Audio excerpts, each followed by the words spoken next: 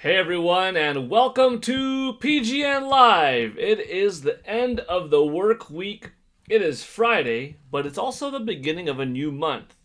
It's May 1st, 2026. How are y'all doing today? If you're wondering, why am I in my uniform? Why do I have the headband on? My Shotokan karate gi, my black belt. Well, that's because there's a decent chance that today AJ Rex 0440 is going to make his black belt membership request for me to do a live pool jump. And he said, "I like to see it as Ryu." Well, I'm ready for it, you know. This is as Ryu as it gets. But we'll see. Welcome, everyone, to the stream. I hope you all had a good rest of your day yesterday after we finished that live stream, which was fantastic. Brought a lot of fun with it. And that's kind of what led to the motivation to have today's stream be, well, the subject title that you could see. And that is to go over some of your favorite gaming memories. What got you into gaming? What's a story of yours that you would like to share? I mean, we'll talk news if there is any news to go over. So far, it's a little bit of a quiet morning in the video game industry, you know, like not anything new in particular that was dropped. Certainly no Star Fox revelation or anything like that. But yeah, you know, sometimes there's other things to talk about as well. But let me get the pop-out chat rolling. I think I see Nintex 2 Dope is here. Welcome. Hold on. Makes it easier when I get the pop-out chat. Okay. And yes, indeed, Nintex 2 Dope is here saying, "Ha! First." You got that right, Nintex 2 Dope. Not late. Not at all. Early. First. Welcome. And Tsukino Ame is here saying, "Hi everyone. Hi Paul Gale Network. Hi Tsukino Ame. How's it going?" Cool pictures, by the way, of you and AJ Rax in Tamagotchi Life, which is nice. Tabby Cat Games is in the house saying, "Lurking, sir." Well, welcome to Lurk on in, Tabby. How's it going? Michael S. Gutman is here with a hello. Hello, Michael. Hit that like button, y'all. That's right, Tabby. Go ahead, Tabby. Oh, feel free, as always, you know, drop your channel whenever you'd like to. Oh, by the way, that reminds me, I gotta drop a link too. Let's see, what do I call this?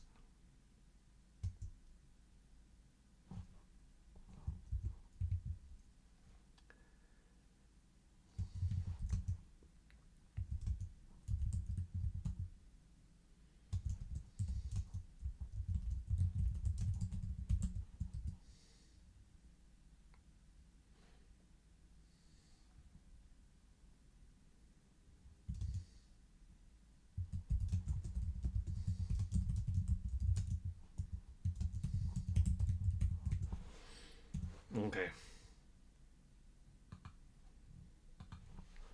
Okay, good. Tabby shared her link. You know what? Let's just get Tabby's page on here right now.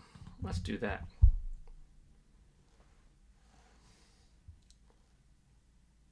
There you go. And Tabby is live now.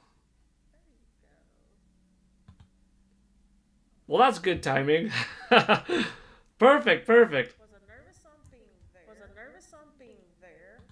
I was a little nervous at first. But behind the scenes, you know, the guys did everything they could to make me feel at home on their stream, and it was great. And I hope I get to do it again. So, you know, it is what it is. But I did learn a lot being on their stream also. So Okay. So we got Tabby Cat Games' stream up there to help out a little bit too. And let's see. Okay, back to the chat. I'm sitting now, I'm seeing all watching my stream. Thanks everybody for being there. It's appreciated. Very appreciated. Tabby loved the in and out video. Thank you. Yeah, that was fun. I'm still working on the other request, which is a SpongeBob voice. That's a little bit better. Yay! Yay! SpongeBob is here. I gotta work on it, but we'll get there. So I can order a Krabby Patty. Yeah, I'm not a master at that one. Pokemon Fan 34. Hi Paul. Hi Pokemon Fan 34. Same here. Regarding the in and out one, you liked it? Oh, thank you. I'm glad. Michael S. Gutman, in and out video was amazing. Thanks. They were so smiley, which was so cool. Like the first person who took my order outside, he was laughing, which was good to see. He had some chuckles there, smiling to the next customer. I could imagine, even though I couldn't hear, like, what was he saying to that guy behind me? In the rearview mirror, I'm like, oh, probably he was laughing or maybe mentioned something like, oh yeah, that guy was doing an Arnold impersonation or something. But that was fun. And then the person had a good time, I think, too, who was collecting the payment. He laughed. I think he received the compliment well of, yeah, look at this guy, he's so buff. Because who doesn't want to be complimented about, being buff, right? It's good. It's a good compliment. And then the lady at the end, she has some good laughs too. And there were a couple of people next to her, one other woman and one other dude, that you could kind of see they heard a little bit, smiled.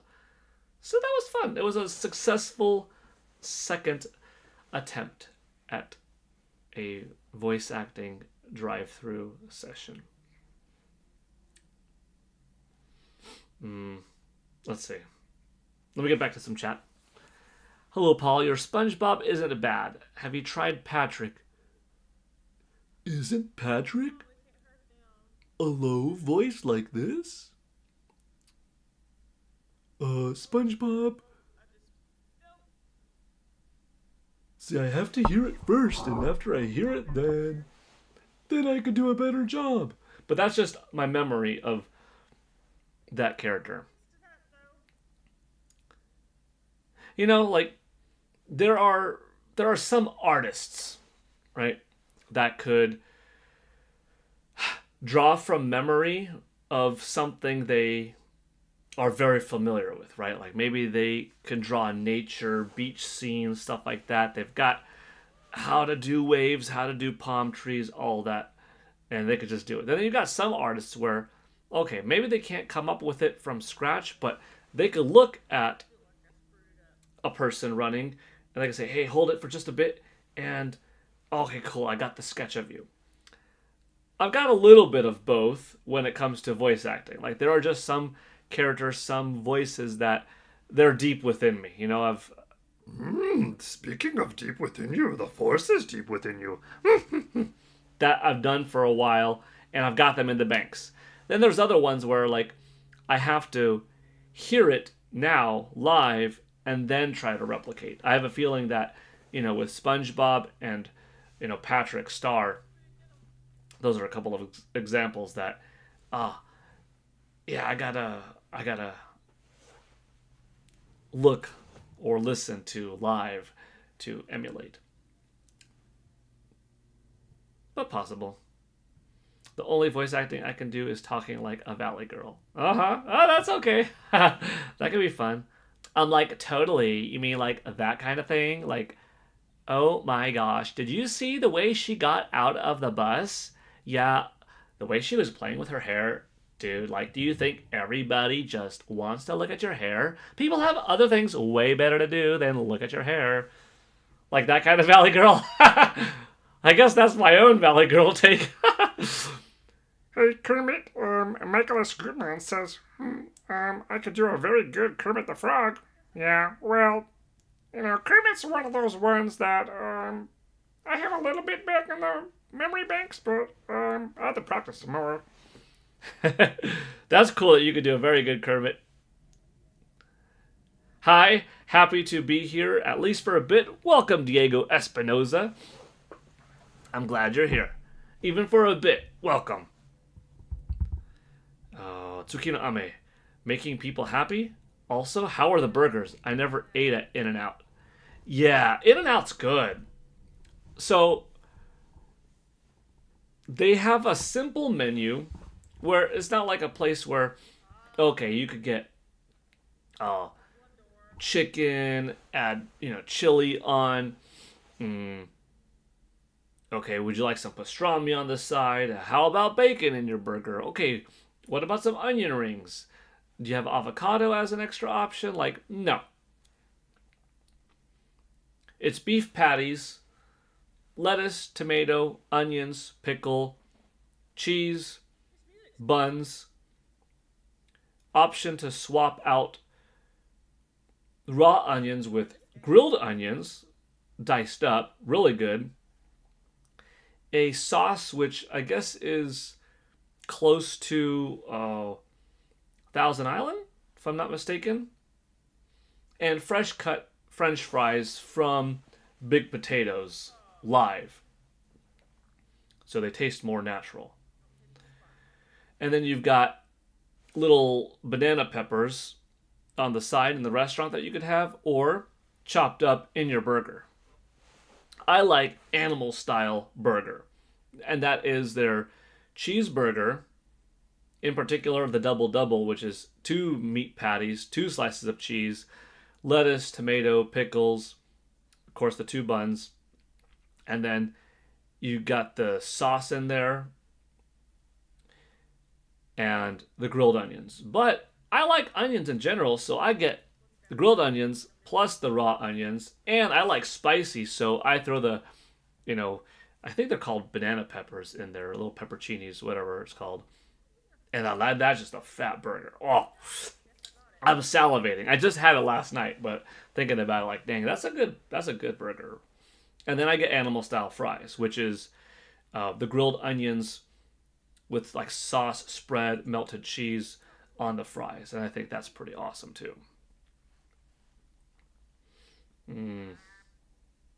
Totally, really good and affordable too. I mean, last night I got what, a double cheeseburger, a regular cheeseburger, another animal style cheeseburger, a grilled cheese, 1 fry, and it was $23. That's pretty good. Yeah, it's pretty good for good quality food. Takes several minutes to wait in line because In-N-Out is always busy, but worth it. So a little bit slower than other fast food places, but good. Francois Duval, 2514. Hi, PGN. Which game is she streaming? Tabby Cat Games right now is streaming Rayman Legends, which is a good 2D platformer. Revan the Bipolar. Yo, what's up, Paul? Yo, what's up, Revan the Bipolar? How's it going? Tsukino Ame, I love banana peppers. Yum. Yeah, they're good. So you like the animal style fries? Yes, I do. Pokemon Fan 34. Oh, I see your other ones. Yeah, In-N-Out's in California only, I think. And what do I think of the animal style fries? I think they're great.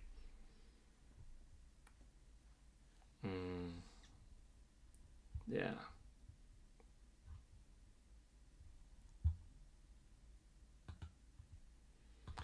I don't know if there are In-N-Out locations outside of California. I don't think so, unless if I want to say, does Nevada have any? Because I thought that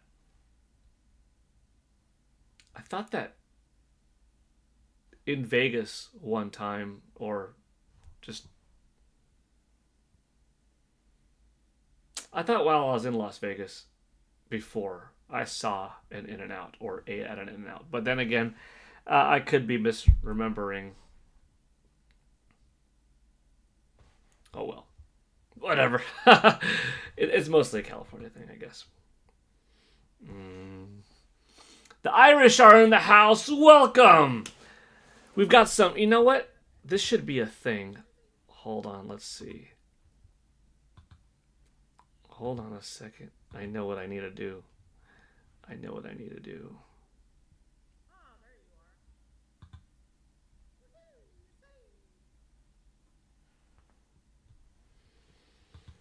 When Patty Burke shows up, we gotta get some green in the chat to represent the Irish. Welcome, Patty Burke, 1971.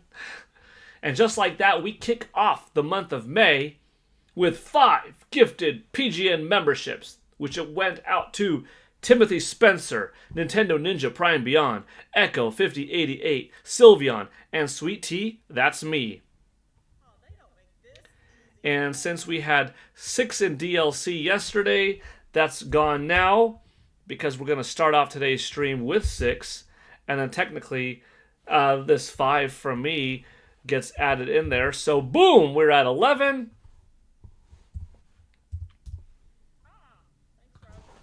So we'll put Paul Gale Network here. Paul Gale Network with the 5 to kick things off. Oh, hold on. It's the month of May. We got to change up the color scheme. Oh, also, Patty Burke, 1971. Your name was up here for the whole month of April, but now it's May. So now we begin anew. Top May membership. Well, technically it's me so far. Okay. Paul Gale Network with the 5. Okay, what kind of color scheme do we do for the month of May? We had this light blue, which I felt was, I don't know, kind of nice for April. March was green for St. Patrick's Day.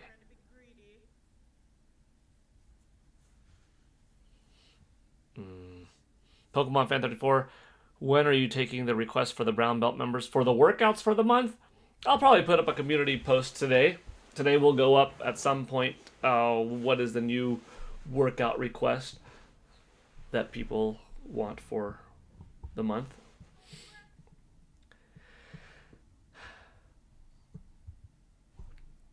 Summer game news keeps getting closer. Yep, can't wait, says Francois Duval. Reverend the Bipolar. So we're talking about our gaming experiences, right? Yes. We're still getting a bit underway to that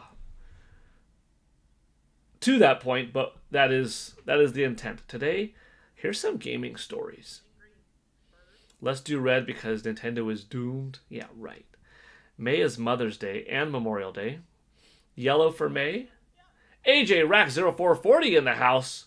Oh, AJ Rax, you can see. Oos, I'm ready to roll. Okay, but we gotta hold on. Let me just in case hop over here.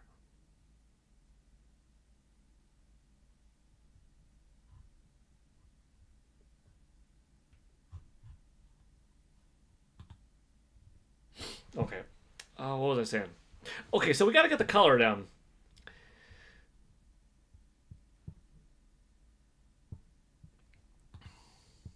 I heard yellow.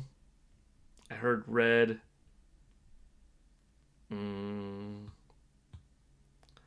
Let's see. How is yellow going to look? Yellow is very bright there. But this shade of yellow, okay. And then we could bold it up down here. So whichever person pops up here, the name will be more prominent, bolder. Should we give a size 18 font? Yeah, you know what? make it a little bit bigger, a little bit more bold. So the top May membershipper, the top April super chatter, you get a big bold name because you deserve it. You know what? How does underlining work too?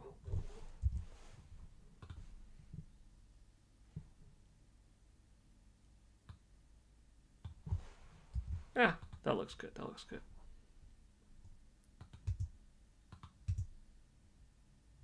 All right. I think we're going to go with that shade of yellow.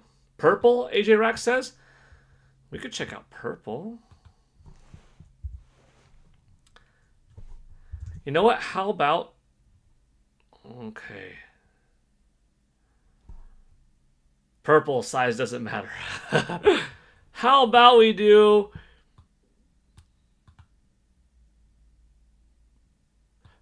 purple for the donors, and then yellow for the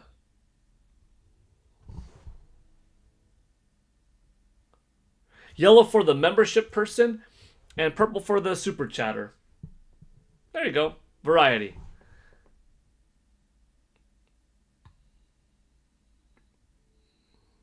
And just to keep things colorful and varied, we'll go with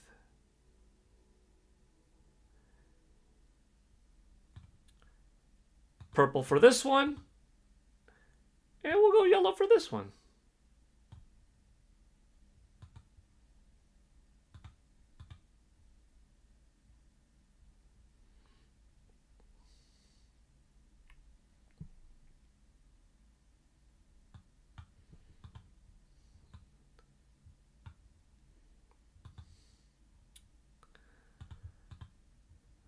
It's fun changing things up. I don't know.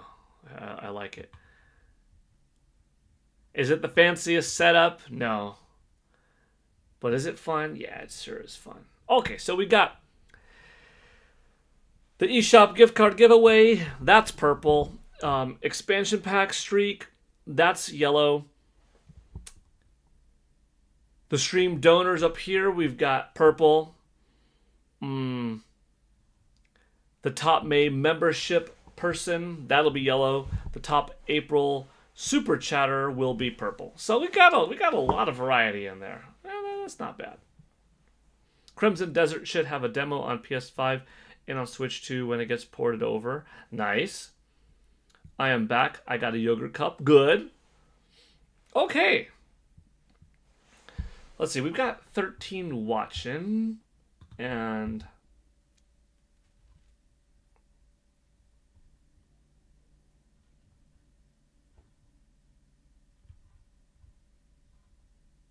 $10 likes already. Thank you, everybody. Crimson Desert Ship.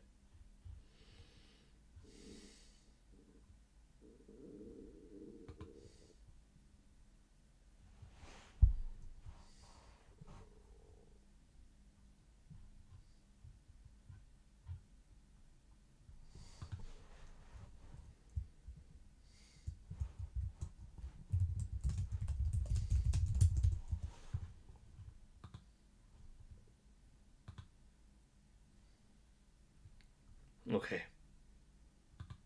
Since today's not a big video game news day yet, let's try reading some... Hey! We got Roger Enyart and Patty Burke back to back. First, Roger saying happy Friday to everyone. Hope you're having a blessed day so far. Welcome, Roger Enyart 2066 to PGN Live. I hope you're doing fantastic also. May, the month of May, be a great one for you. And Patty Burke, 1971, with a big €2 super chat. So we're going to get Patty Burke, 1971 in here, converting that to $3. And Patty, if you have a color preference, by the way, let me know for your name in particular. As far as here goes, you are the top spot of the month of May. And I guess I said we're going to go purple with this one. And size 16, 18 font, something like that, to be visible. Looks good. Well, where do I fit in? You fit in right here at the top. And AJ Rax, you're going to fit right up here too, because AJ Rax just sent 5 gifted memberships. You know what? My name doesn't need to be up here. Let's get AJ Rax up here with his 5, because that's more important than mine. AJ Rax 0440 with the 5. And nope, hold on. Not 5. AJ Rax with another one. Big thank you. AJ Rax up here with the 6. And AJ Rax with the 6.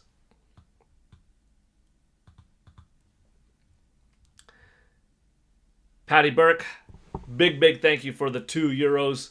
I'm going to have to add that to the stream. What do we do? 6, 11, 16. We're at 19 already. Thanks to yesterday's carryover, which is awesome to see. And AJ Rax 0440, thank you for the amazing 6 memberships. That also means we're at 420 members. Wow. Like I said yesterday and the last few days, it's been a while since we kind of broke out of this 305, 310 territory. Smashed past 320, got to 330. We're in 400s now. We've only one time hit 555, which was mind-blowing. But the fact that we're in 400s now is still mind-blowing, because that's a big deal. Thank you so much, both of you, for your support and everyone being here. Marky PK529, hello, driving and listening. Well, drive safe, Marky, and in a moment we'll have some cool stories to go over, hopefully. Let's see. Will Max is here also. Will Max 11 says, hey guys. Hey Will Max, welcome. Okay, who are these lucky recipients of AJ Rax's memberships? We got Chip is My Cat, Vito Libido, Christopher Colazzo, A Sintal, Jimmy Rex Walker, and then we got Empress 1101. Can't go wrong by green. Patty Burke, would you like your name to be highlighted here in green? It can be. Let's see. We'll make it a unique green. Yeah, there we go.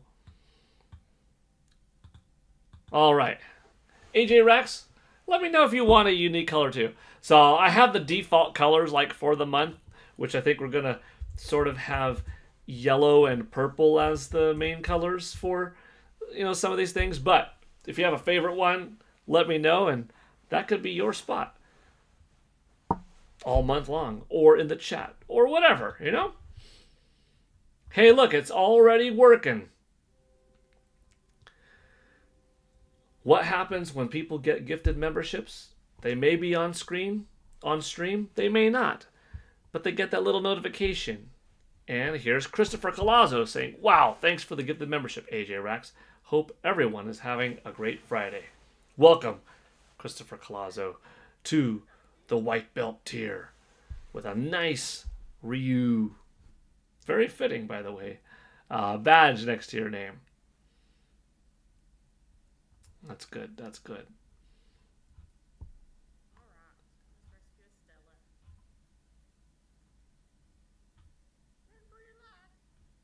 Okay. AJ, you know what? I'm going to make your name purple. Here. Boom. Okay.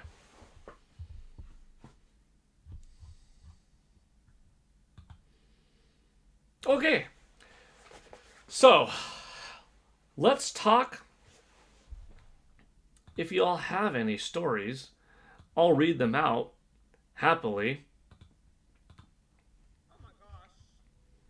let's talk about some of your top video game memories. Do you have a favorite story? What got you into gaming? So when it comes to favorite story, I mean, not necessarily like, oh, The Legend of Zelda, I love Hyrule. Oh, Final Fantasy VII, I love Midgar. But like, which do you have a favorite story to tell of? Yeah, there I was at the laundromat, and I saw Street Fighter on the arcade, or you know, I was getting out of rehab for an injured wrist, and someone said, "Have you tried this Wii remote? It's kind of like pointing a flashlight at the TV."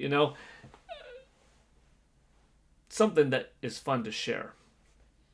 What got you into gaming? Maybe it's, man, I had this really cool uncle who was hip on technology, a little bit younger than my mom, and he had an NES. Boom, right? Or, oh, my older brother was 10 years older and he passed down his Sega Genesis to me. And I used to only be able to watch, and now I got to play. Like, let's talk. Let's hear about him. It might take me a little bit to read everybody's, but I'm happy to if y'all want to share these stories. Let me know.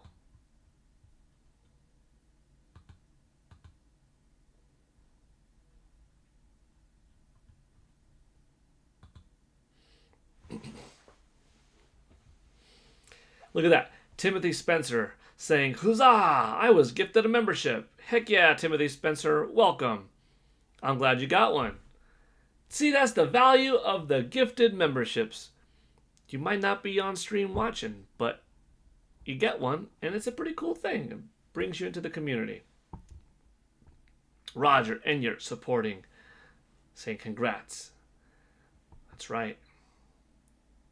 Okay, I think the first one that I could read here is from Tabby Cat Games, whom, by the way, we are watching right now. This is her stream going up.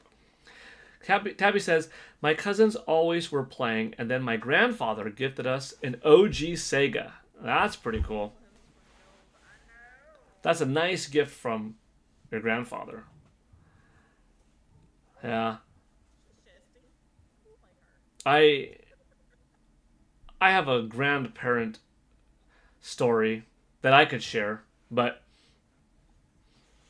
I'm okay not sharing that for now. I wanna read more of your all stories. If nobody types for a bit, then I could kind of like bounce off of a story of yours and then say if I have something comparable. But otherwise, I want this to be more of your all stream today, not mine. Kind of, like I read the energy today. I always try to read the energy, but you know what I mean? Putting the emphasis on like what you all want to share.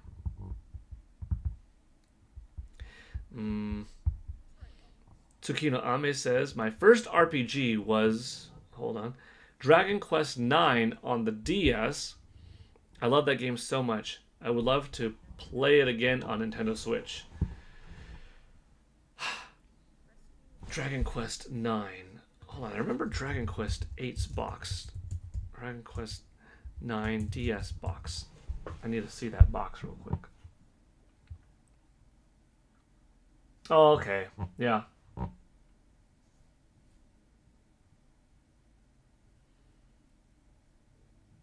Yeah, if you have a good condition of that game, it's worth decent money,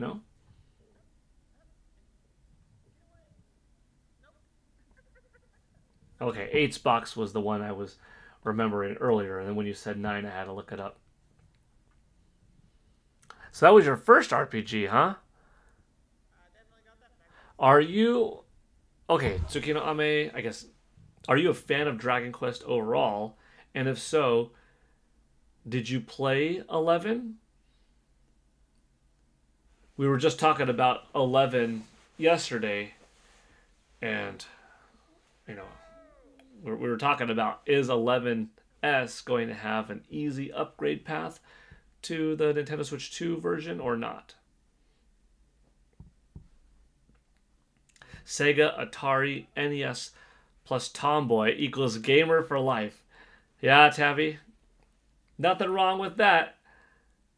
So your first was Sega. I'm guessing. So then, when you say OG Sega, are you going back even further before Sega Genesis, as in like, Sega Master System? Because that's as OG as it gets.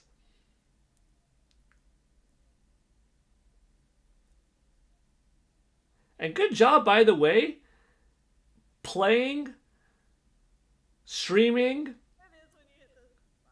talking, and typing over here and answering all at the same time. That takes a lot. Timothy Spencer, X8N says, my mom worked for AT&T and came home with our community's first NES in October of 85. Wow. I remember like 20 kids at my house and we were burnt our power pack out in a month. And we burnt our power pack out in a month. Dude, what you are explaining, Timothy Spencer, is almost like the... did you see 8-Bit Christmas with Neil Patrick Harris? He plays like a millennial dad talking to his daughter at Christmas time about how he got his first Nintendo. And then there was that one kid in the neighborhood that had an NES, and like all these kids were outside waiting to get in, and he came inside, invited them in and stuff. Like, you got it at the earliest point too, because it wasn't available all throughout the United States that early, but that's when it came out. So you were one of the early people who had an NES in their home, which is pretty sweet. Dang. That's neat.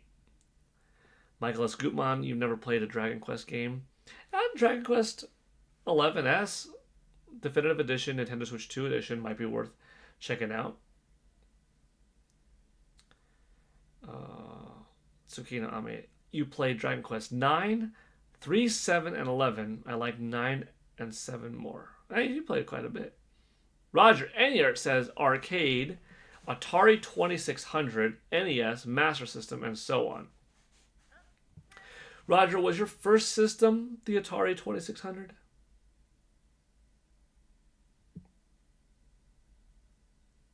I think you said that was your first console, right?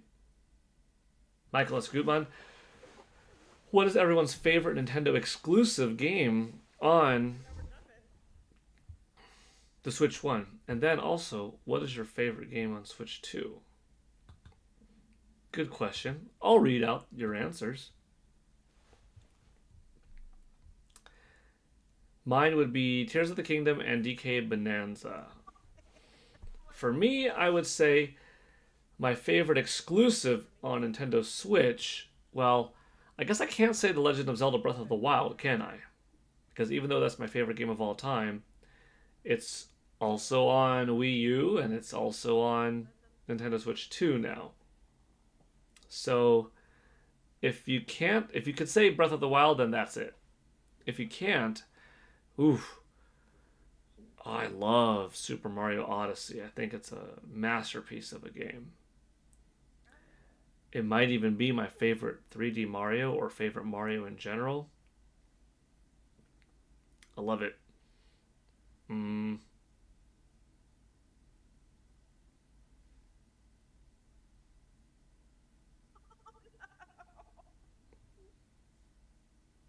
Super Smash Bros. Ultimate. Mario Kart 8 Deluxe. Kirby and the Forgotten Land. Astral Chain, Fire Emblem, Three Houses, Xenoblade Chronicles 2, Luigi's Mansion 3. Ooh. Splatoon 3. I'm going to go with the Super Mario Odyssey as my favorite exclusive Nintendo Switch game. If I'm not allowing Breath of the Wild to be it. And favorite Nintendo Switch 2 exclusive would have to be Donkey Kong Bonanza at this point. Yeah.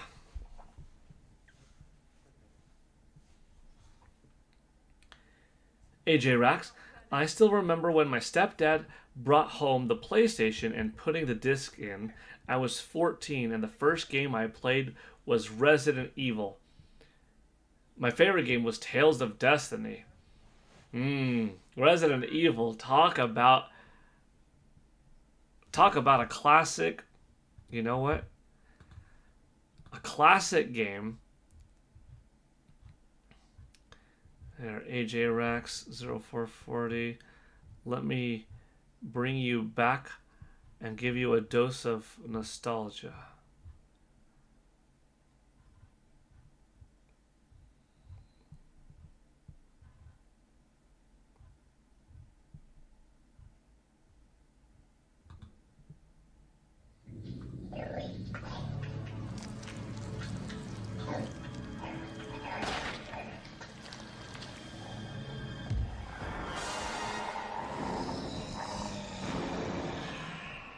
Today in gaming history, March 30th, 1996, Resident Evil launched for the Sony PlayStation in North America.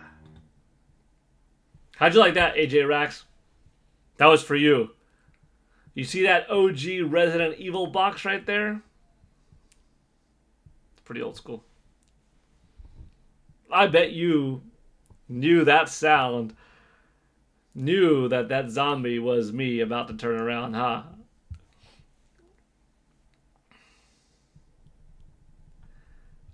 Let's see.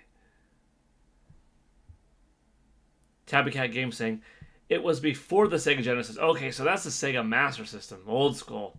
We only had some bike racing game, played Atari more, and loved NES. Yeah. Yeah, wasn't it funny that back in the day, the game's called tennis, baseball, hockey. That's the name of the game, is the sport that it is. It's kind of funny. Wow. Tsukino Ame. That is powerful right there. That's a powerful statement. Tamagotchi Life is your favorite game on Nintendo Switch? This is a 9-year-old system. A system with thousands of games, hundreds of releases, dozens of high quality titles that are all worthy of like Game of the Year, Game of the Decade conversation. But Tamagotchi Life is that good? Ooh, now I've heard it's good. I don't own it yet. I should by now, probably. But maybe I'll pick it up soon or later, I hope. And I've heard great things. But that's how good it is? Now, I know everyone's different. Gaming is subjective, but see, that makes me so happy that here, this 9-year-old system, this far into the generation, some of us have like our favorite game. Oh yeah, it came out a long time ago or partway through. Here, I'm guessing Tsukino Ame has been playing the Nintendo Switch for all 9 years or close to it. Yet, as many good experiences, no, Tamagotchi Life actually is the new favorite, the new best. That's cool because that's a good point that for anybody out there who's like looking at to getting the game or getting the system for the first time, no, it's not too late to buy a Nintendo Switch. No, don't worry about it if you don't have $450 to plop down on a Nintendo Switch 2. You get a DS Lite for $230 and have a good time. And there are still good new games coming out for it, right? That's cool. And you said Pokopia so far on NS2. That's good. We'll see how that answer changes in 5 years' time, you know? Yeah, been an awesome year for you. Yes, Atari 2600 was my first home console. Very cool, Roger. I thought so. I remember that. Yes, and there will be Digimon and Magical Craft, a dress-up game, both coming out in July. Yay, more games. Breath of the Wild counts. Okay. My favorite was Switch 1 with Super Mario RPG and Switch 2's Pokopia for now. And Super Mario RPG was really good. They handled that well on Nintendo Switch. For me, the last time I played Super Mario RPG was way back in like 95, 96. And I only played it through that time. So when it was almost 30 years later to have the sequel or to have the remake, 29 years later since I played it or something like that, even though there was some familiarity and some nostalgia, a lot of it was like a new experience. So I benefited. So that's cool that's, your favorite. I still have the disc in a red colored sleeve. Awesome. For RE. It's still one of my favorite RE games. Very cool. Speaking of cool, so March 29th, that was the release of the original Resident Evil, but yesterday was the release, April 30th, of the remake on Nintendo GameCube. We could watch that one if you want. My favorite games on the DS were Lux Pain, Style Savvy, Animal Crossing Wild World, and Touch Detective. That's cool. Carlton-san is here. Happy Friday, everyone, says Carlton-san. Happy Friday, Carlton-san. The Polytoad Dojo is in the house. How are we doing, Paul Gale Network? We're doing great, the Polytoad Dojo. How are you? We got brand new colors up here for the month of April. We have a little bit of carryover from yesterday's stream, which started us off on the right foot with some DLC. We decided to go bold down here with, the membership individual and the super chat individual for the month of, I gotta fix that, from April to May. Give a little bit more highlight, Got a fun short in today. Did one more bonus short yesterday, which was Resident Evil.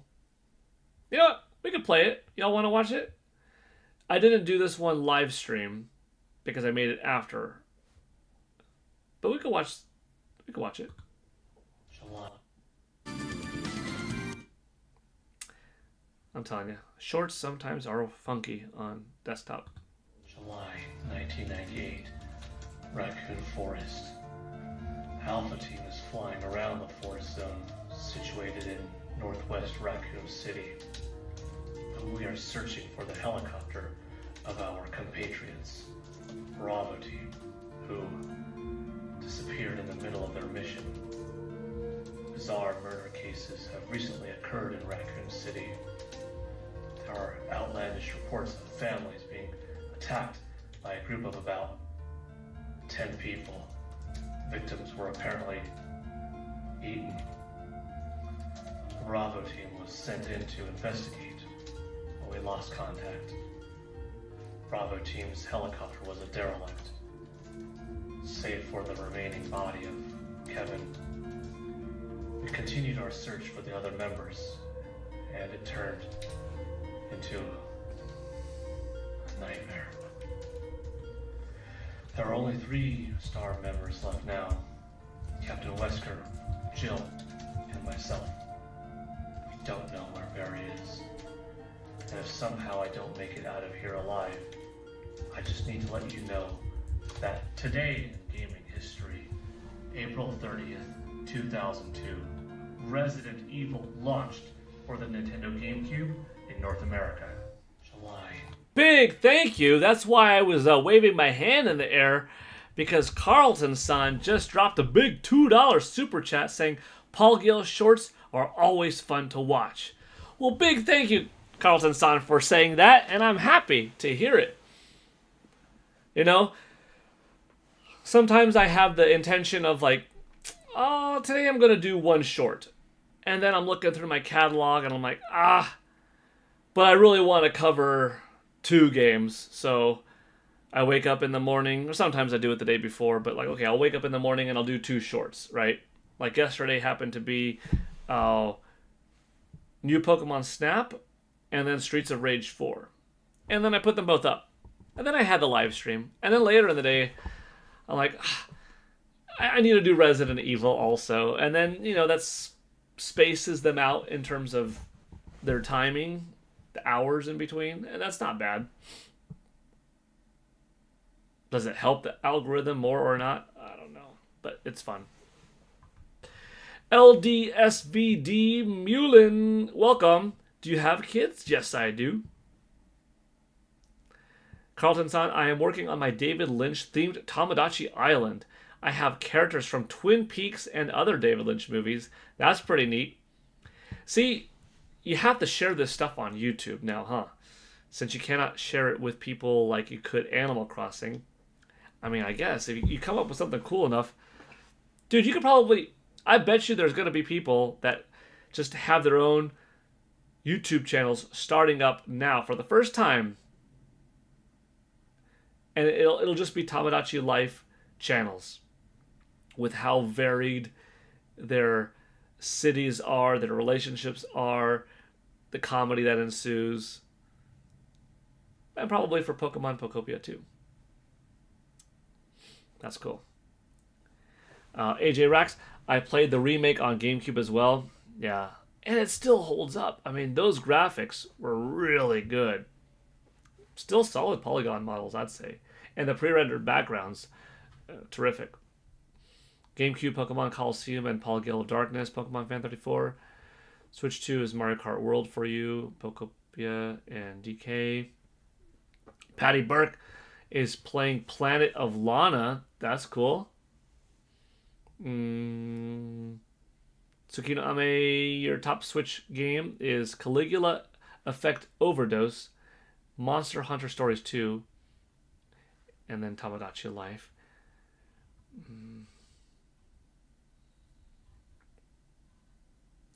Tsukino Ame, you said you like Style Savvy. Did you see the Style Savvy short?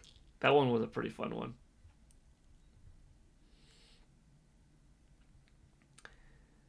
The Polytoad Dojo says, Polygon Network, I am doing great. I will be streaming the new Tomodachi Life later today. I never played the first one, so I'm hyped to try this new one. Well, that's good. That's good to hear. Like I said before, you want to drop a link? Drop a link now. Folks can hit that like button on your stream in advance, like if it's already in the queue, or subscribe, get a little bit of a boost to your channel. You know, we did, yeah, I don't know if you knew this, but yesterday, yeah, I think you knew. Yesterday we had, it was kind of tough, but yesterday we had, Tabby's stream is now over. Oh, I'm glad that we got to have a little bit of it going. Yesterday we had Roger Enyart, the Polytoad Dojo, and Tabby Cat Games all boom, boom, boom. And I was like on one, hitting live, watching, having your guys' stream pop up here, typing in your chat, reading that, try to answer mine, play, and then hop over from Roger to Paul. Polytoad Dojo, boop, time to go over Tabby. Because even though Tabby and Roger were sharing their split fiction experience together while you were playing Pokemon, I was like, well, I got to give Tabby's channel some highlight. Copy, paste a link. Roger, give your channel some hours worth of viewership. Copy, paste a link. And then I was getting lost in the like, oh man, I'm hopping back and forth while trying to read my chat. Like, it was a little bit tough. Because I'm doing, I'm pretty good at multitasking, but this was like, it's a little bit much. But it was worth it, it was chaotic elegance. But yeah, Polytoad Dojo, please share your link. It's all good. And yeah, keep boosting up. Are you playing? Oh no, you said Tomodachi Life. Yeah, yesterday was Pokemon. Yeah. Let's see. I just made some Animal Crossing characters as human and made up characters on my Tomodachi Island, but they have lots of problems, drama, and fights.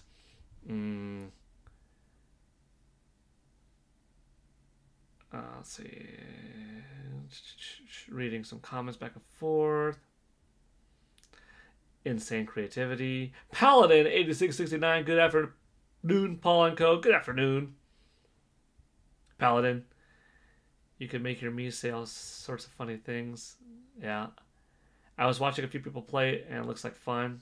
Yep, yep. LOL, we gotta keep you hopping. That's right, Tabby. Hey, look at that.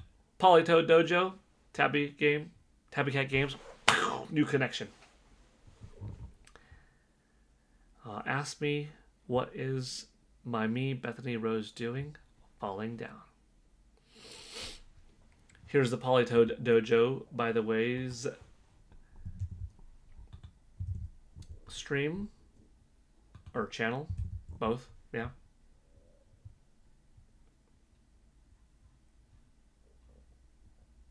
Hitting that like button already.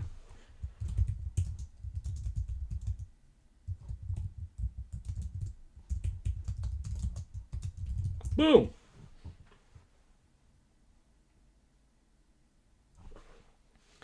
I put the link in the chat for the Polytoad Dojo. And I just hit that like button. And typed a comment, the first comment. Scheduled for 4 hours. 3 people already waiting. Let's go. Very good, very good.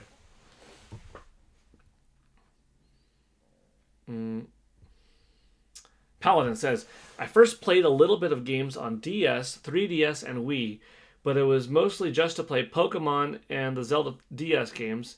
It was the Switch and Breath of the Wild that made it my hobby. I have now tried new genres. That's really good. Very good to try new genres. I think if you ever get bored of something, it's time to try something else. There's a reason why so many people game, and that's because there's so many different tastes, you know? And if something is good quality, it doesn't mean necessarily that you're going to like it by default, because like we talked about the other day, if you don't like blood, foul language, violence, gore, or scary things, you might not like Resident Evil Requiem. Does not mean it's a bad game. It's fantastic. But it might not be for you. However, there are a lot of things that, have comparable elements that, shoot, if you like Final Fantasy, there's a decent chance that you'll like Zelda. It's worth trying. Not always guarantees, you like Donkey Kong, well, that's 2D. Will you like Metroid? That's 2D. There's a fine chance, but never guarantee. But my point is, it is worth trying what other people out there are saying is excellent, because it probably is. Now you just have to see, is it for you or not? Let's see. If you had to choose one of these, Uncharted 3, Gran Turismo 6, a Super Mario Maker 3DS, which one would you choose as the best? P.S. I am sorry for the misspelled words. No worries on that. So Super Mario Maker was great, but I played it on the Wii U, not the 3DS version. Gran Turismo 6, I think I only played a little bit of it. I like Gran Turismo series, but I'm not in love with it. Uncharted 3 was an excellent game, as is that whole series. So I'm going to go with Uncharted 3 if I'm picking between those 3 games. Yeah, it's kind of a bummer that it doesn't look like we're getting any new Uncharted games from Naughty Dog. Maybe one day. Maybe one day they'll go with, Nathan Drake and his daughter will begin a new legacy. And we just get a continuation of the story, but they could still have some Nathan Drake playable via her memories, or uncovering his diary or something like that. I'm like, Dad never told me about this one. And you get to play as a little bit of a side mission or something, like, that kind of stuff is possible.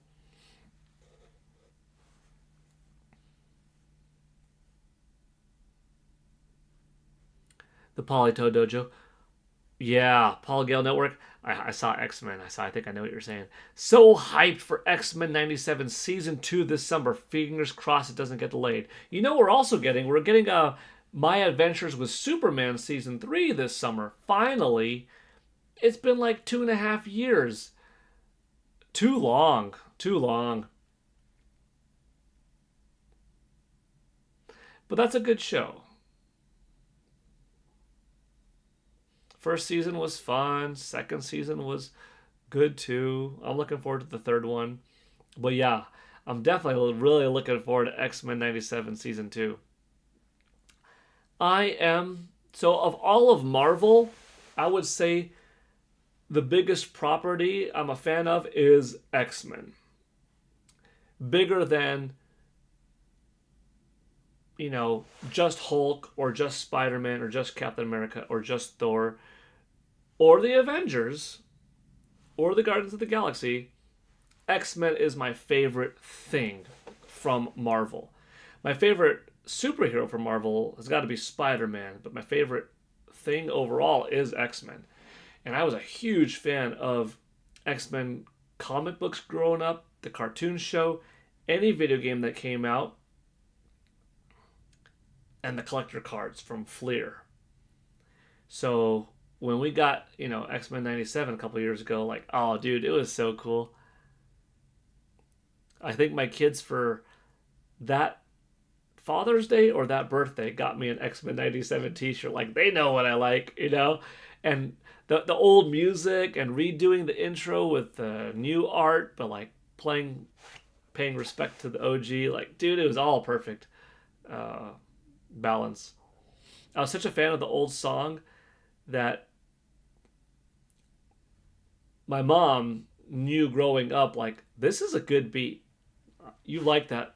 Let me watch that intro with you. She likes the song too. So I played for her, a couple summers ago. Hey mom, remember that? Do you remember this? Let me just play this for you. And then she's like, I remember this one. I'm like, oh, that's kind of funny. Even though it was a little bit different, similar enough. Yeah. Good stuff. Okay. Let me get back to chat. You got me talking X-Men Polytoad, which is okay. Let's see. I just look at games this way. There is a game for you, but not every game is for you. True. Uncharted 3 is my favorite game. LDSV D Mulin, nice. Paladin. I now enjoy other series such as Metroid, Monster Hunter, Luigi's Mansion, Mario, Kirby, and Pikmin. Good variety. Corny Puddle is here. Hello, Corny Puddle. Oh, I got to watch that Superman show. Yeah. Now's a good time because you don't have to wait 2.5 years like I did. You could just... They're short seasons too, like 12 episodes or less, I want to say. You could bust out My Adventures with Superman season 1, 2 in like the month of May and June, and then bam, this summer you'll be ready for the third season, which I don't know if it's going to continue afterwards or not. It definitely could, and I think should, but will it? I don't know. Apparently, Madden NFL 27 is coming to Switch too. More information is on the Nintendo Everything website. That's good to hear. I downloaded and played it wasn't a demo. It was a full-on trial period of the game of Madden NFL 26 on Nintendo Switch 2 last summer. And I liked it. It was good. It was definitely solid.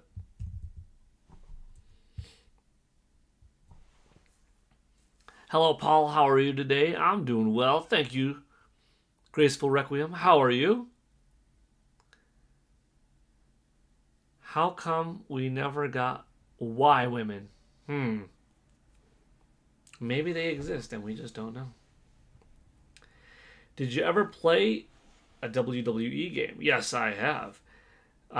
The last one I purchased was WWE 2K25 for Nintendo Switch 2. Yeah. I also have, what else do I have? I think I have 2K23, 2K15, No Mercy, and WrestleMania 18. So I have several, and I've played plenty more. SmackDown versus Raw, Attitude, World Tour, and WCW NWO Revenge, WrestleMania 2000. Yeah, I've played plenty of wrestling games. Old arcade wrestling games.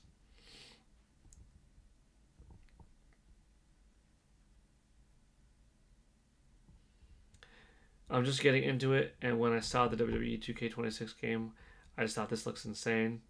Yeah, if I'm not mistaken, there's quite a variety in matches and stuff.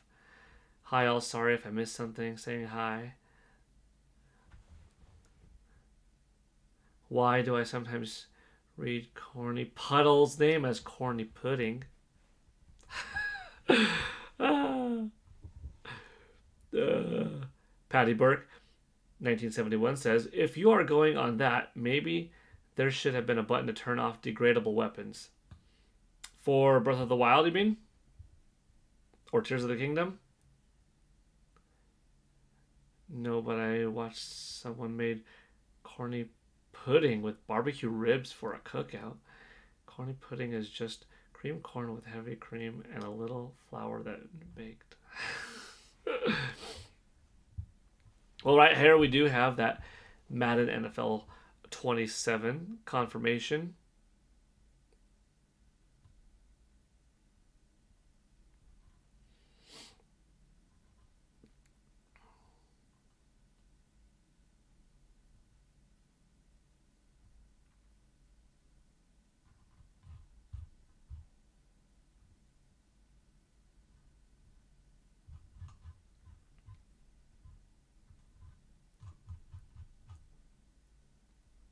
Although this is a typo.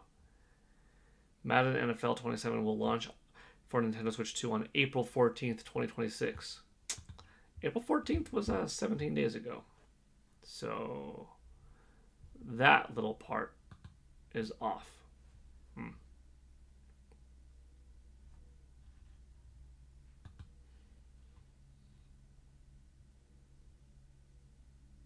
Okay. Anybody else want to share any gaming stories? Either a favorite gaming story of yours, what got you into gaming in general, who got you into gaming? Because I am happy to read them all.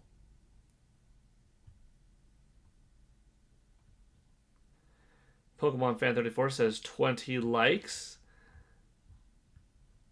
Yes, we hit the 20. I think I have a game you have never seen. It is a Colin McRae Rally 2.0 for PS1, but I don't know if it was popular back in the day. Sounds familiar, but don't believe I've played it.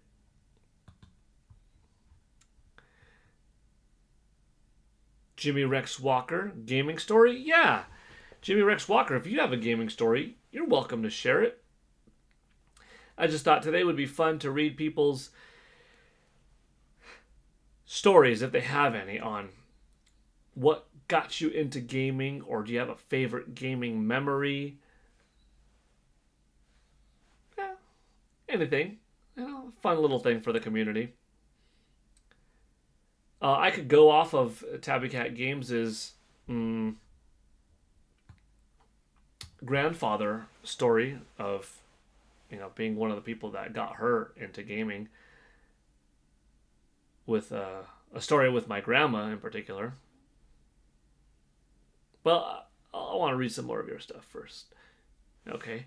Jimmy Rex Walker says, I guess learning late in life that video games can be a great medium for storytelling. True.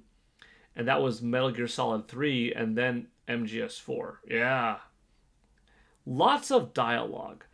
You found two games from, Hideo Kojima, who really values storytelling in games, voice acting, pushing the envelope with voice actors and making a organized script that is deep with plot twists and yeah, as serious as any big budget movie can be and as cool and fun character wise. Yeah.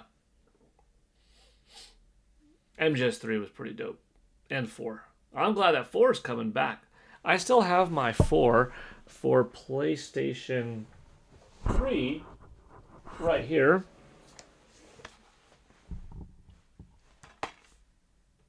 Yeah, still in good condition. Great condition. Ah, of course I say great condition and then I smack it. Yeah, no, it's okay. Yeah.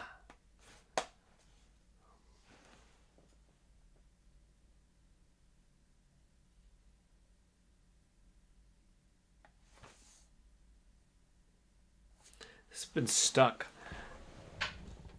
on PS3 for so long.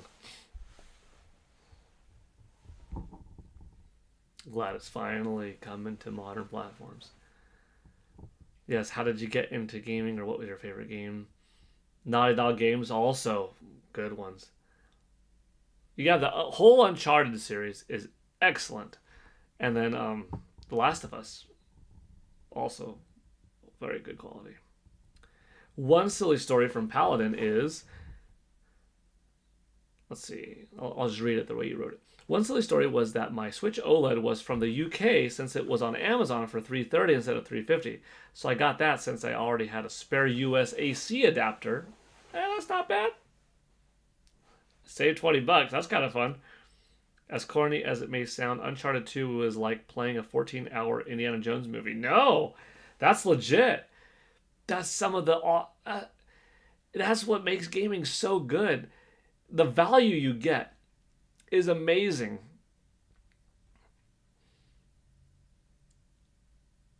I played Resident Evil Requiem for 24 and a half hours.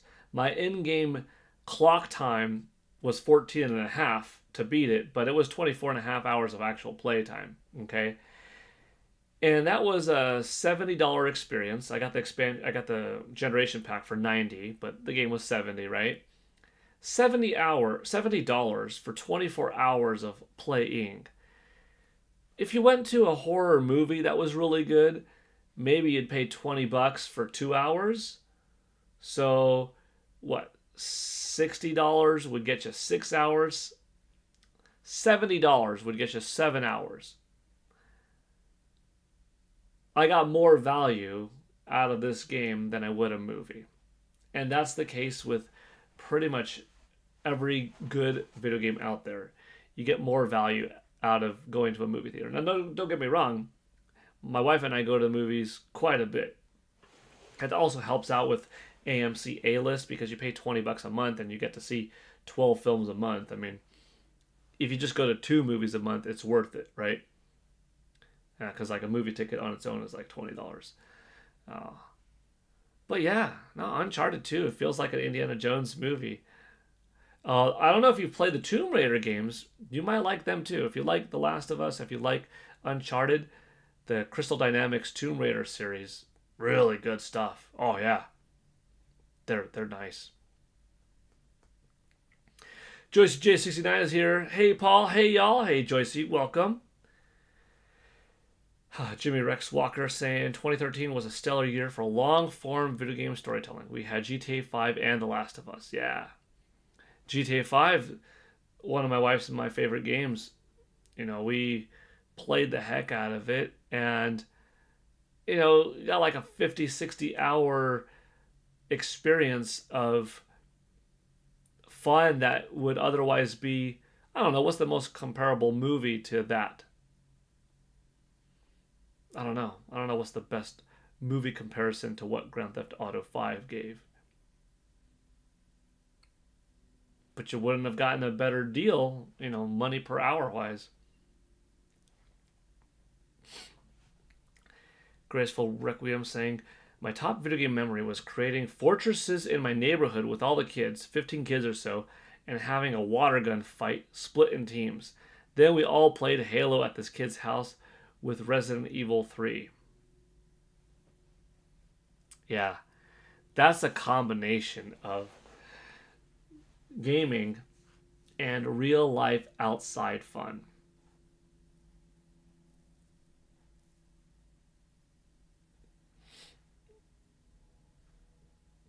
As a kid, we liked American Gladiators, if you remember that show. And sometimes in my parents' front yard on the driveway, we set up like different cardboard boxes that we had, or some sheets of plywood, prop them up against chairs, or put a trash can here, and like dodged in and out with different squirt guns, super soakers back in the day. And that was the outside playing time, being fun and creative. And then go inside and play like Street Fighter 2, or eventually GoldenEye 007.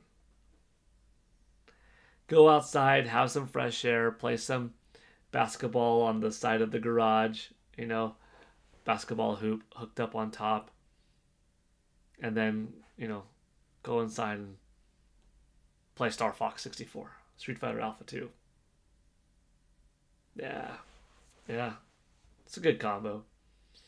Ride around the neighborhoods on our bikes when somebody was pouring a new driveway. First, they would have, the stuff outside of the driveway, like big mounds of sand, 4.5-foot tall pyramid-like mounds of sand. So we'd ride our bikes over, boom, and down the sand and stuff. And we'd be the Star Fox crew. And then we'd go inside and play Star Fox.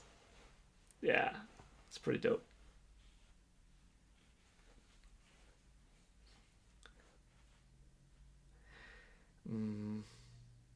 I just was racing against my dad on PS1, and it was always fun. And later, by a friend of my dad, he showed me Fortnite, and I fell in love with it. And every time I went there, I played it too much. Yeah, that's cool. It's good to have those different types of bonding moments with your parents. Gaming could be a great thing. Real Brony Pony Production says, "Hey Paul, have you ever heard of or watched My Little Pony Friendship is Magic?" I'm familiar with My Little Pony as a franchise. I don't know if I've in particular watched Friendship is Magic, like if that's a specific movie or season or show, but I saw a little bit of My Little Pony somewhere on TV. Way back in the day. That's an IP that's been around for quite a while. LDSVD Mulin. The next time I went there, he got me a PS4 so I could play it. Ah, that's a nice gift. Figure Drawing, 4912. In honor of your gi, I have a recommendation. Top Hat Gaming Man has a video entitled "The New Street Fighter Movie Now Looks Worse." I think it would be worth your time. Interesting. Thank you for the recommendation. I should check that out. I'm excited for the movie. I'm sorry, dude. Actually, I'm not going to say sorry. I am excited for the movie. I love Street Fighter. It's one of my favorite IPs. I've watched that trailer enough times now. I'm just hyped. The Switch 2 was actually the first console I ever pre-ordered and got on launch day. I remember camping on Walmart's website to get a pre-order because of what happened to the PS5 and Xbox Series. Yeah. It's cool that you pre-ordered it and got it. I had one of those neighborhoods where every kid knew each other and came out to play with one another. Yeah. My neighborhood was packed. 2 kids next door to them, another 2 kids at a different time living just one. Across the street, 3 kids, followed by 2 kids next door, followed by a kid directly across the street from me. A kid next door at one point, 2. A kid next door on this side. One over there. And that was this neighborhood. Whew. Man. Oh, and a kid running perpendicular on that side, and another one a couple ways down there, and then another one right there. Man, gosh. I guess, I have a t-shirt that my wife got me. Born in the 80s, raised in the 90s. That's pretty accurate. I mean, I'm born in 83. I mean, of course it's accurate, but just what I meant to say, not accurate, just a good shirt, a fitting shirt, I suppose. Love the Alpha series. Street Fighter 3 Third Strike is my favorite Street Fighter game. Yeah, me too. Well, I love the Alpha series. That was the me too. Third Strike is my favorite. It's almost my favorite. It's one of my favorite, but I think I gotta go with Alpha 2. Although I maybe go with Street Fighter 4 just because I am a character in Street Fighter 4, and like how cool is that? I'm an actual canon video game character in a game as an NPC. That's pretty damn cool. So maybe that's my favorite Street Fighter is SF4.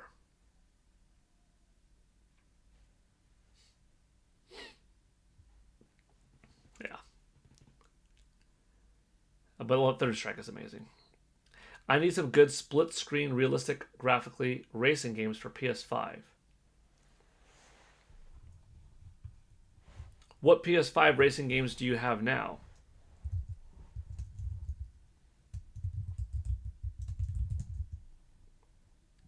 Wonderful memory, Paul. Thank you. In hindsight, it's funny since Nintendo provided a great amount of stock. Yup.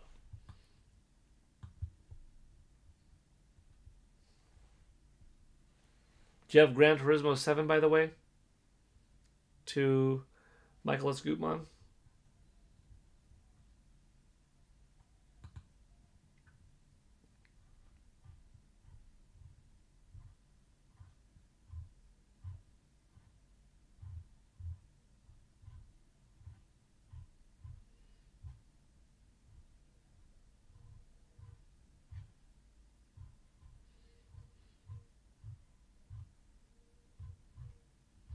Do you like Sonic? Sonic Racing Crossworlds? Or The Crew? Forza?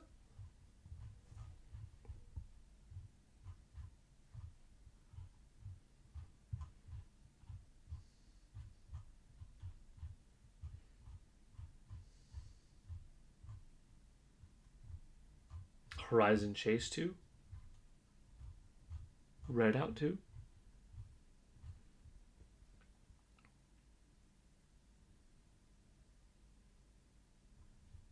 Let me see.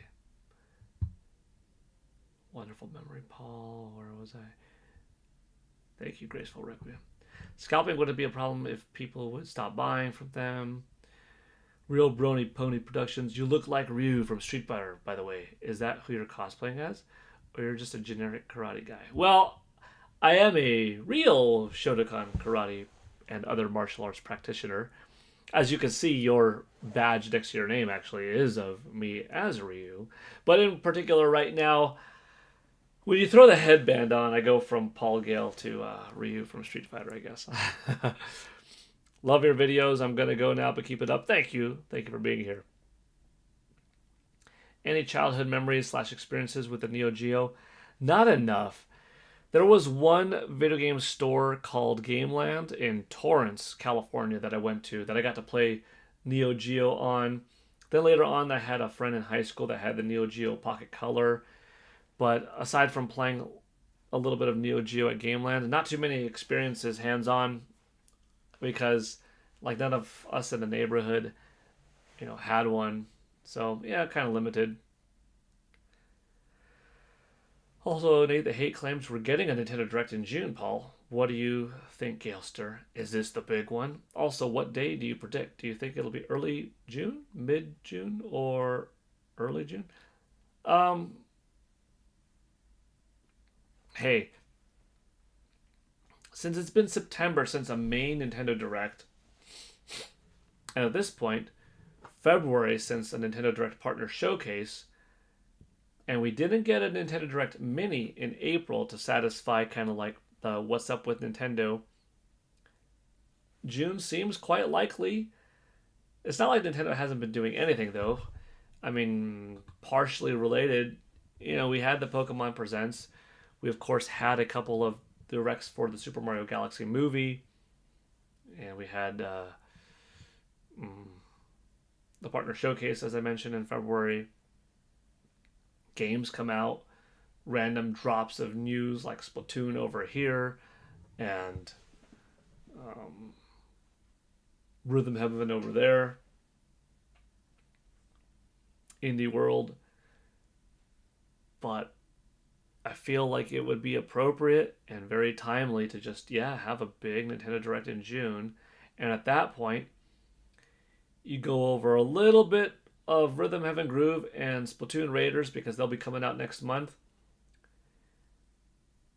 If they show off Star Fox, like let's say the first week of May, you could have it be its own big thing in the news, and then in early June, like first week or something like that perhaps, you have the direct in which you highlight it one more time and then have the game released like June 23rd. You also don't want to have, I think, the Nintendo Direct the same day as Summer Game Fest. If I'm not mistaken, I want to say Summer Game Fest is going to be like June 5th. So maybe Star Fox comes out June 25th. Maybe that means you get a Nintendo Direct June 9th after Summer Game Fest. It could be something like that. June 5th, Summer Game Fest, I think. June 9th, Nintendo Direct. June 25th, the release of Star Fox.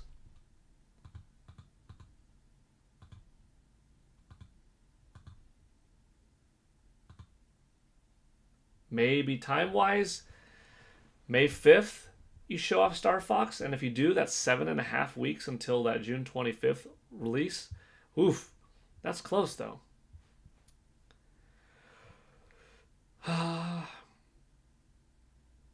Late June, maybe. Yeah, I see what you mean. Alpha 2 is peak. Yeah, Nintex, dude. Dope. The best stages and music per stage since the original Street Fighter 2. And I think since then. Mojo Horizon, hi there. Can you do a split? Not perfect splits anymore. No. Michael S. Gutmann, you do have you do have Gran Turismo 7. Nice. Speaking of nice, Roger Enyart with the big 5 gifted memberships. Thank you so much, Roger, for those 5. Roger Enyart, 2066, with the 5 gifted members, bringing our stream up to 26. Thank you so much, Roger, out of nowhere. I am very grateful for that. Oh, by the way, I think that makes us at 425. Heck yeah. I feel the power. I feel the power. Thank you. Kooky Gamer 2649 got one from you. Bliznev, Hopeful Automaton, Wiki 12, and Weagles 22. Look at that. A perfect 20 people watching now and 20 likes. Excellent.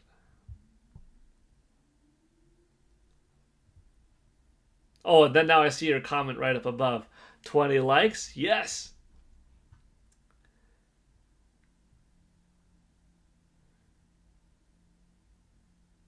Mojo Rising? Yes, I have. Figure drawing. No, I think that Nate's going to be alright. I don't even think it's his fault. I think he got news. He shared the news. Now, it's planned to be shared in April and released in June. Is that little part what he heard, or is that little part his assumption? Two different things, you know? Here's my prediction.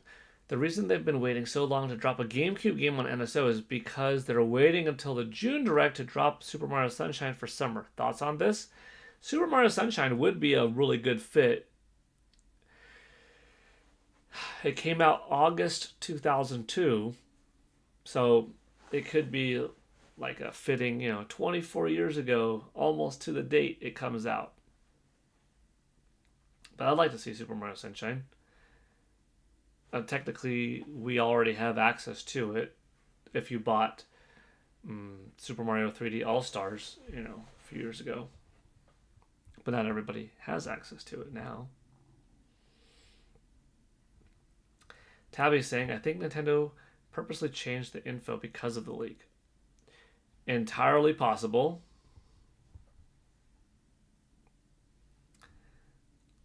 Yeah, it could be, you know what? This was our plan, this was our vision, but now there are too many people talking about it that we want to regain control of the momentum and the hype online, and we don't want part of our reveal to be muddled with this content of the, well, this is what happened yesterday or 2 days ago, it was already shared, and now Nintendo is doing this, and how perfect of a time. And like, let's just let a little bit of time go by from this, and then when we talk about it, the airwaves will be clear, and then we will get to have the narrative be what we want. Now, does this also mean something like changing the trajectory going forward with, well, the release of the game itself? Or is that going to be irrelevant? Like, oh, we were going to do this April-June thing. Now we're going to do this May-July thing. Or no, we're still going to release it in June, and we're just going to leverage more of the hype behind the movie than we were before. I don't know. We'll see. Still need Coliseum on NSO. Yeah, that'll come time. That'll come sometime this year for sure. By the way, we didn't watch this yet today. You picked the wrong day to drag me into this mess, Bubba. Whoa, Logan. I'm not looking for a fight. I'm just here to do my job, which is to let everyone know that today in gaming history, May 1st, 2009, X-Men Origins Wolverine launched for the Nintendo DS, Wii, PlayStation 2, PlayStation Portable, PlayStation 3, Xbox 360, and PC in Europe and North America. You picked the wrong day to drag me into this mess, Bubba. That was fun. Being Logan.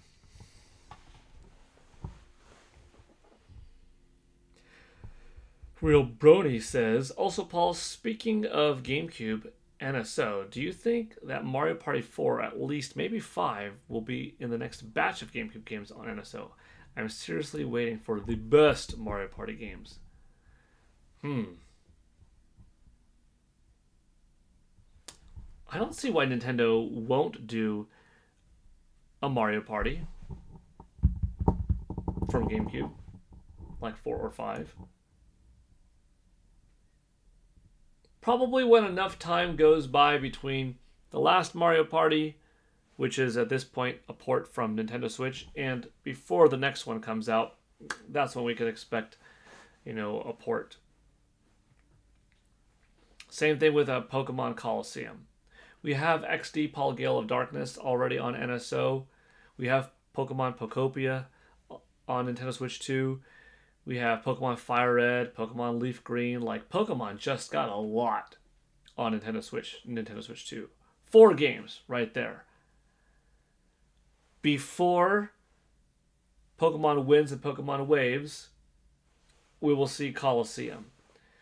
So maybe this October, Pokemon Coliseum, right?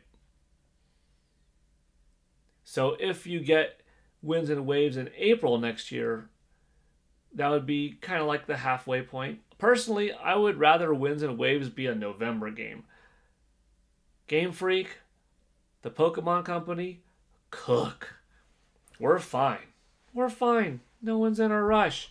Take your time. From Sun and Moon to Sword and Shield, it was like 2 years. From Sword and Shield to Scarlet and Violet, it was 3 years. From Scarlet and Violet to Winds and Waves, it's going to be 5 years. Take your time.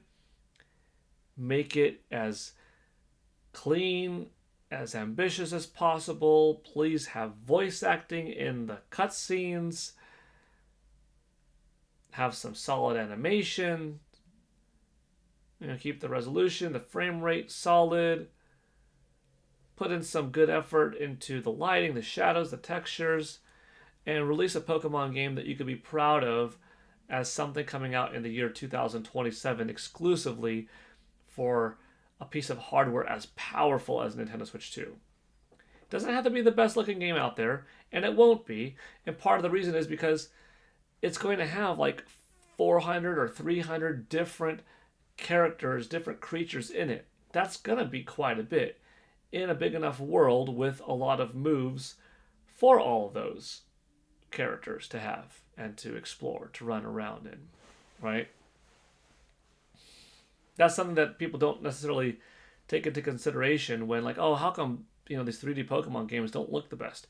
That's because a lot of 3D games that are out there, they're made up of, a few dozen different bad guy types, and those bad guy types are just repeated throughout the game in different color swaps, slightly different armor sets.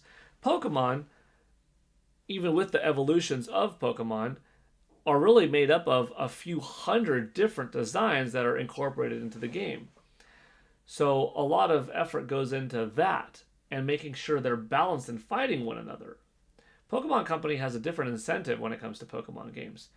Probably, yeah. If Game Freak was like, all right, you want a better looking Pokemon game? Here's a Pokemon game with 36 different Pokemon in it, and it's this big, ambitious story. We could put our efforts, instead of creating all of these models in Pokemon and all of these different mechanics of these different characters fighting one another so effortlessly, and that everyone has a chance to win, if you play your cards right and develop your own plan of 6, your own team of 6, here we're just going to make a way smaller game and have it look great. But that's not how they roll. I forgot why we were talking about Pokemon so much. Oh, just my hope of, let Winds and Waves come out later. Let them cook.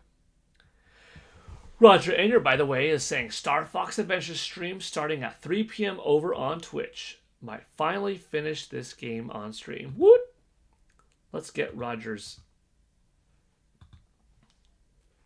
page up here. Boom! And here is Roger's page in the chat.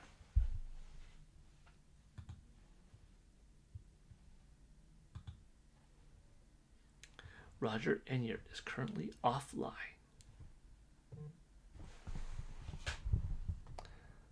Let's see here. Hold a second.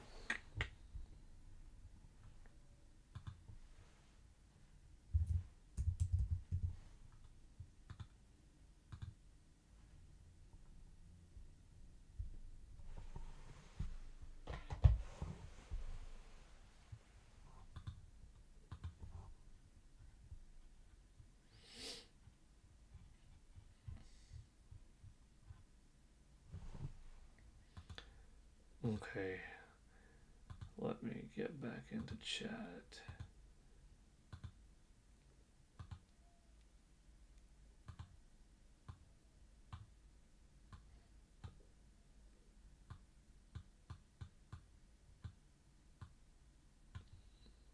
Okay, the wait is unbearable. That's all I want for NSO to be satisfied. Really?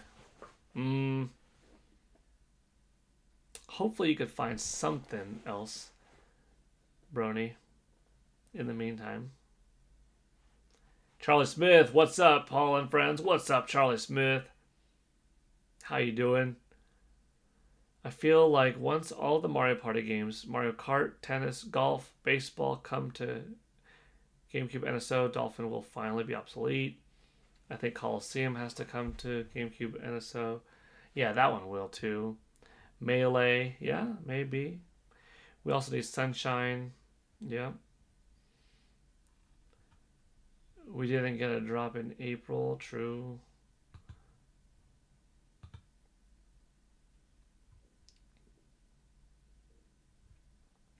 What's up, Nintendo fans?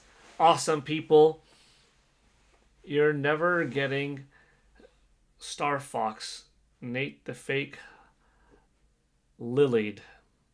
If you mean Nate the Hate lied, I don't believe that that's the case. And what's up, Nate Fake P2Z? Welcome to the stream. And thank you for the compliment. We are awesome Nintendo fans here, but we're also awesome fans of all things gaming. Case in point, just look at the content that we talk about. You got multi-platform release, X-Men Origins, GameCube game, multi-platform release over here, Resident Evil Streets of Rage, Nintendo game, PlayStation 3, Xbox game, Nintendo game, Xbox, PlayStation, Nintendo, Xbox, PlayStation, multi-console, Nintendo, multi-console, Wii U, DS, Nintendo, Wii, PS4, Xbox 360, PlayStation 3, Super Nintendo, NES, multi-console, N64. Yeah, this is definitely a channel, you are correct, where we are big Nintendo fans, but also just big fans of gaming. And that's the way you should be, you know?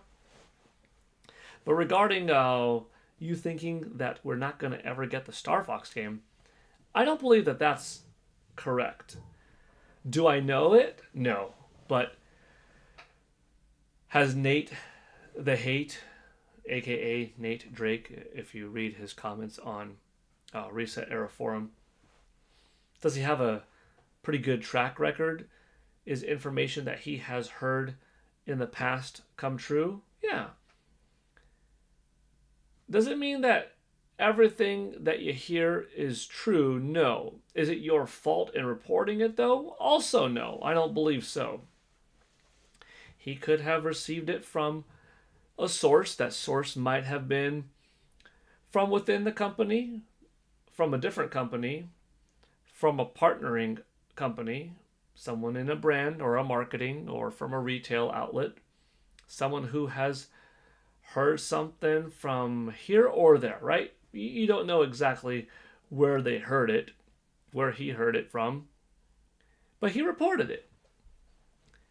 Could plans have changed internally because he leaked it? Possibly. Could plans have changed unrelated to him leaking it? Possibly. Could plans have not changed and what he heard was just slightly inaccurate or intentionally inaccurate? Not on his part, but on the person who gave it to him. Or because of who they received it from? Also possible. See how there's so many different possibilities here? So I don't think that he just lily-padded, which I think you meant lied. I don't think he lied about it. I think we will be getting a new Star Fox game. Looking at Nintendo's past, you've got an entry on the Super Nintendo, Nintendo 64, 2 on the GameCube, 1 on the Nintendo DS, 1 on the 3DS, and technically 2 on the Wii U, and then 1 on the Super Nintendo Entertainment System Classic Edition, also technically Nintendo Switch Online, which is Nintendo Switch. So you have 9 different Star Fox games that have come out, because I'm counting Star Fox Guard as one.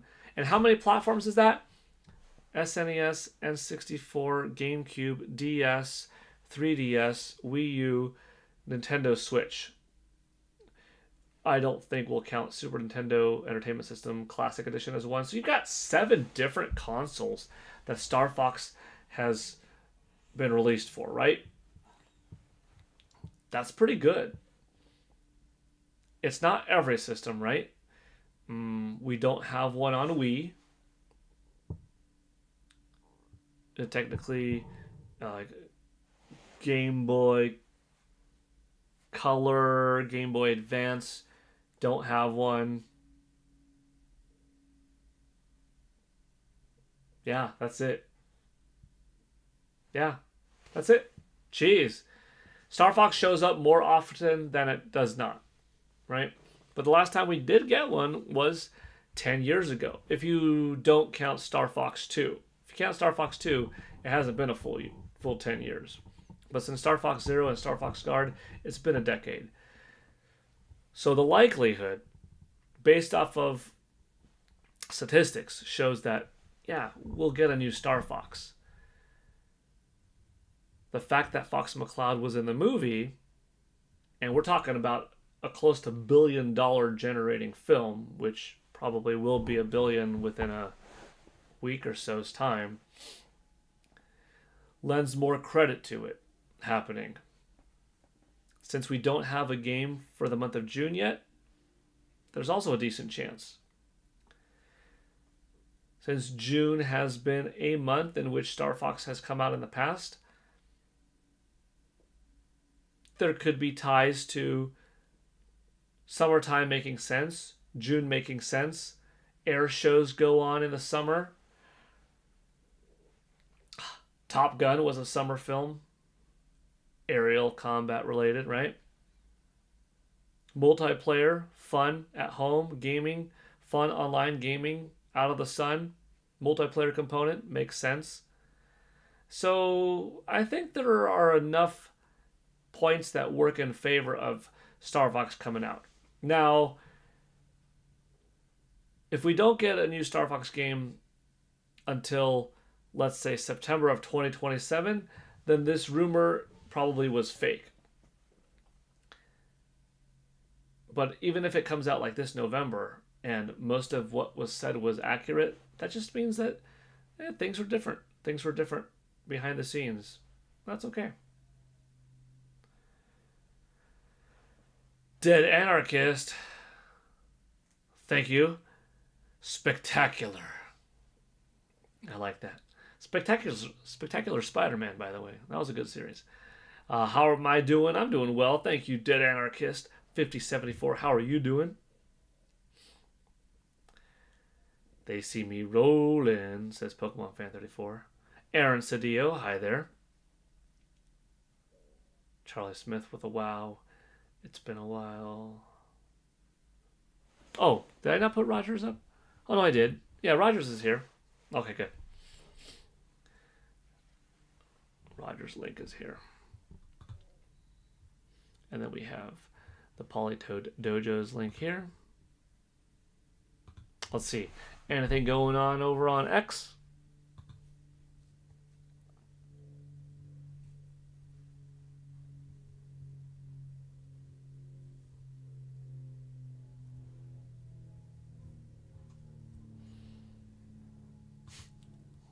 We got Argonaut Games. They know what's up.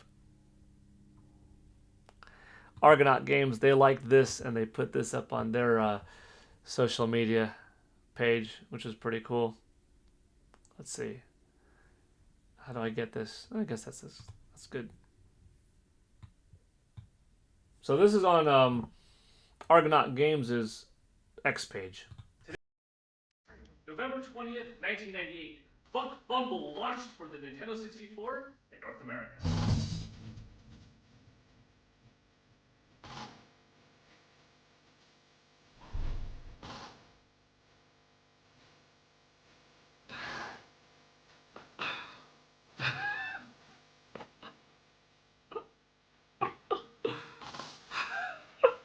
I can't even. It's too funny.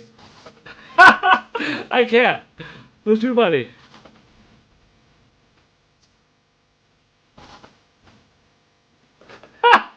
Too funny. Too funny. It's a great beat.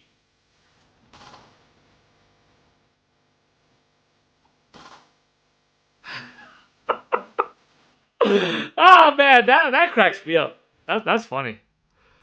Oh, that's funny. That was November 20th. Geez, that's almost peak beard. That's 10 days away from peak beard. November 20th. I shaved my beard off November 30th, I remember.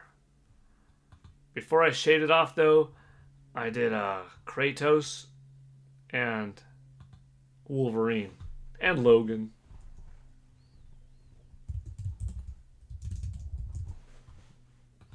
Return of the Bumble. That's right, Nintex. Too dope. This deserves more likes. Yes, it does. Oh. That's got a good balance. Yeah, it does. Yo, get to the chopper. Speaking of get to the chopper, I should plug this video.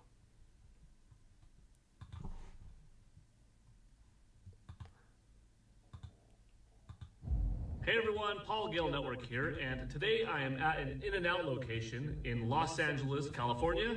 And if y'all don't mind, please hype, comment, and like this video.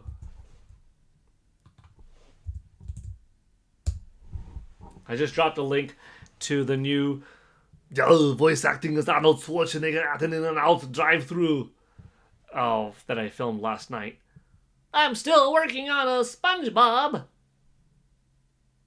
but I gotta work on it. Get it right before I could fully do it, you know. Maybe we'll see. We'll see what the next vote is gonna be. We might, by the way, should I do it? No, I won't do it yet. If we don't hit an expansion pack streak today, that's okay. It will just use up one of our save files. We are at 6 though, so the streak doesn't go back to 0, which is good. We're so strong that we've got 6. If we use one up, we'll still have 5 left. But anyhow, if you don't mind liking, commenting, hyping that video, I'd appreciate it. Maybe the whole voice acting bit will become its own little series, you know? I mean, the Mario Galaxy one did pretty well. A lot better than Arnold Schwarzenegger.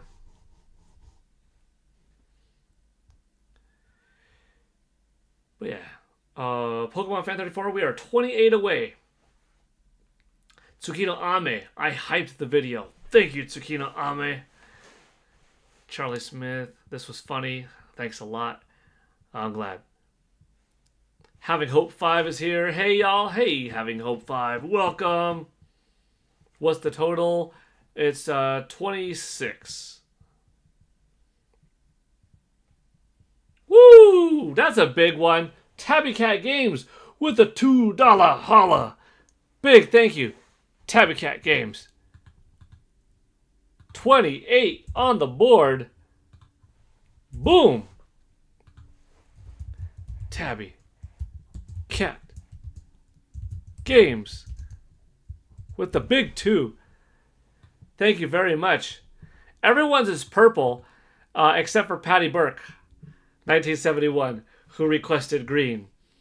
But AJ Rax, who requested purple, that was purple for everybody and purple for him, so we got purple there.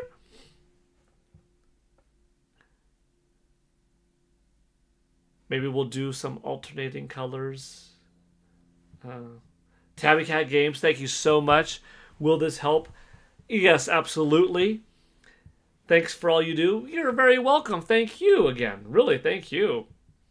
And if you have a color of choice, by the way, you may choose your color. It could be anything, you know. It was like between purple and yellow, and then we went with purple, and then it kind of worked out that, well, AJ Rax wanted purple, so that's fine, and Patty Burke wanted green. So we're like, okay, these are set. Purple and green, or whatever your choice is. I think that's what we're going to do. The top May Super Chatter, the top May membership gifter, you get to pick your color from now on. Yeah, we'll just do that. And then for like the month itself, I guess they could be picked too, or they could just be a set color. I don't know. Here's some green. Woo! We got some green in here with a big 5 from AJ Rax 0440, bringing this up to 11 here. Big thank you. 11 here. 5 more on the board. We're at 33, which is, by the way, we have hit the halfway mark exactly. +1. Thank you so much, AJ Rex. Here's some green. And just like that, Having Hope 5 sent us sparkles 2 jewels. Big thank you. Having Hope 5. Let me get you on here. Having Hope 5 with the 2 jewels. I think 2 jewels is 2 cents. I think we know that now. So that's awesome. That does go towards the total. Just let you know. It definitely goes. Thank you for the jewels. And for the sparkles. For both. I'm happy with purple, but cayenne too. Let's see. We could do it. Is that kind of the color that I had last month? Is that kind of... Is that it? we could do that. Pretty close.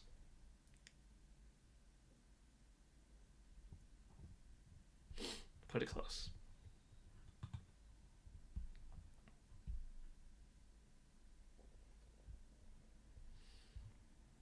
Hyped.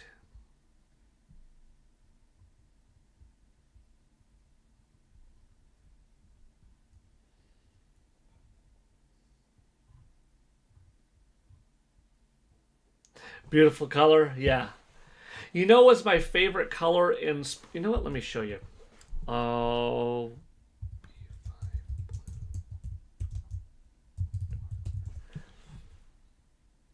You know what's my favorite color in Splatoon?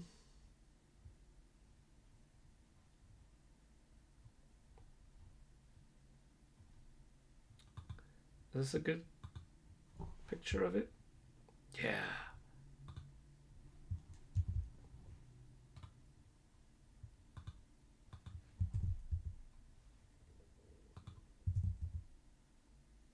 That. Dodge calls it B5 blue, but Lamborghini, Ferrari, Chevrolet, Ford, they all have their own sky kind of blue sort of color. I just know that Dodge happens to call it B5 blue. And that color, whenever I would get it in Splatoon, was it in all 3 of them? 1, 2, and 3? It might have been. Maybe just 2 and 3. That's my favorite color. I would always get so hyped. Like, that made me super happy when I would get B5 blue. It's one of my favorite colors. So good.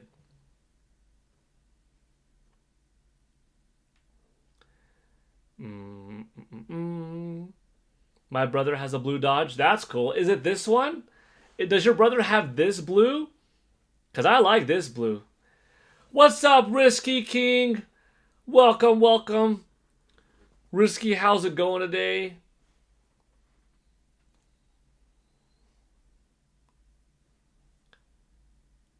Welcome to the stream. I hope you're doing well. What's up, awesome people? What's up, awesome people? Well, what's up with you? We're just talking different video games. What's your favorite memory from Nintendo, PlayStation, Sega, Xbox, Capcom, Street Fighter? We went over a lot of people's different things. Risky, how about, since you're new to the chat this afternoon, this evening, morning, whatever time, why don't you share one of your favorite memories or what got you into gaming? That's kind of the conversation that we've got going on today. It would be cool to hear, you know, your your origin story in gaming, you know? Xperia Play 420 with the awesome Balder emoji drop. AJ Rax says, my favorite color is a mix, and it's called Mystic Fire Topaz. Okay, I'm curious. Let's see. Mystic Fire Topaz. What does that look like? Oh. Huh. A natural colorless topaz enhanced with a titanium coating via physical vapor deposition to create a rainbow-like iridescent and multicolored surface effect. Ah, that's pretty cool looking.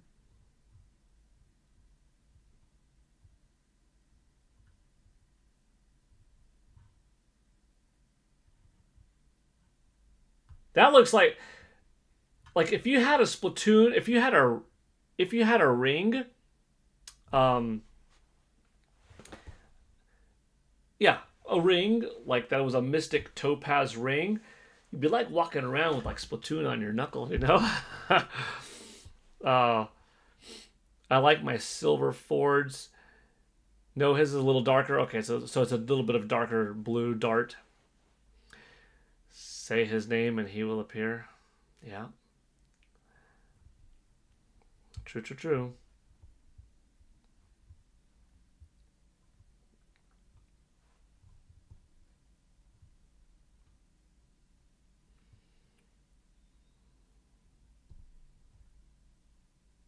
Rizky, I still hope that you're in the chat because most of the people here have shared their first gaming experience or what got them into gaming. Didn't hear yours. You probably got to the chat late. Or maybe we're lurking. I don't know. But if you're still here, go ahead, type it out. It'd be fun to read.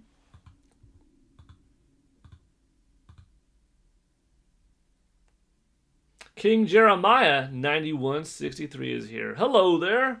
Welcome, King Jeremiah.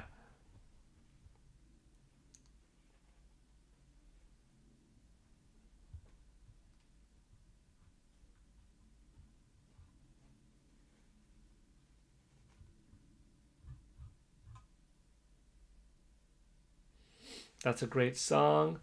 What's a great song? Okay, you're talking to Charlie. Oh, that one. No, wait, not that one. Okay, never mind. Talking amongst each other.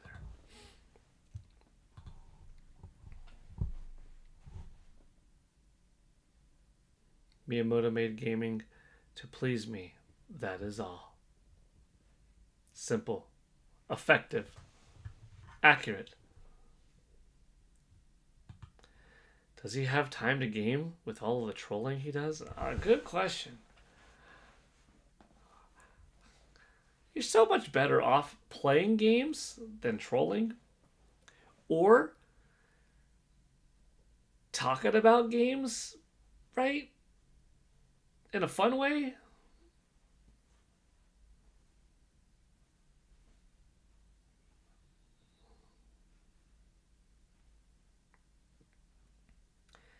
King Jeremiah, has anyone seen the new Michael movie? Yes, I have. It was so good. My wife and I went last... Was it Friday or Saturday? I forgot which day. One of the 2 days. We went last weekend. It was awesome. I loved it. Really good movie. Jafar Jackson, he did such a good job. I mean, he nailed the look and like the attitude, I think, the moves, the voice, the singing. Really good quality. Like, dang. I want a sequel, you know? I want to see more of the story. Yeah, but I was watching it and I couldn't help but like moving in the seat and singing and stuff. And fortunately, there were people moving and singing even more into it than me, so it wasn't like you feel out of place. But yeah, it was dope. Felt like a concert, man. It was good. King Jeremiah, you love games. Excellent. Why troll at all? Attention. Some people troll because they don't get enough attention in talking about what they like, so they have to talk about what they don't like, or hurt the thing that they don't like, or what other people like, so they can finally get attention. Kind of unfortunate, but yeah, that's how folks work.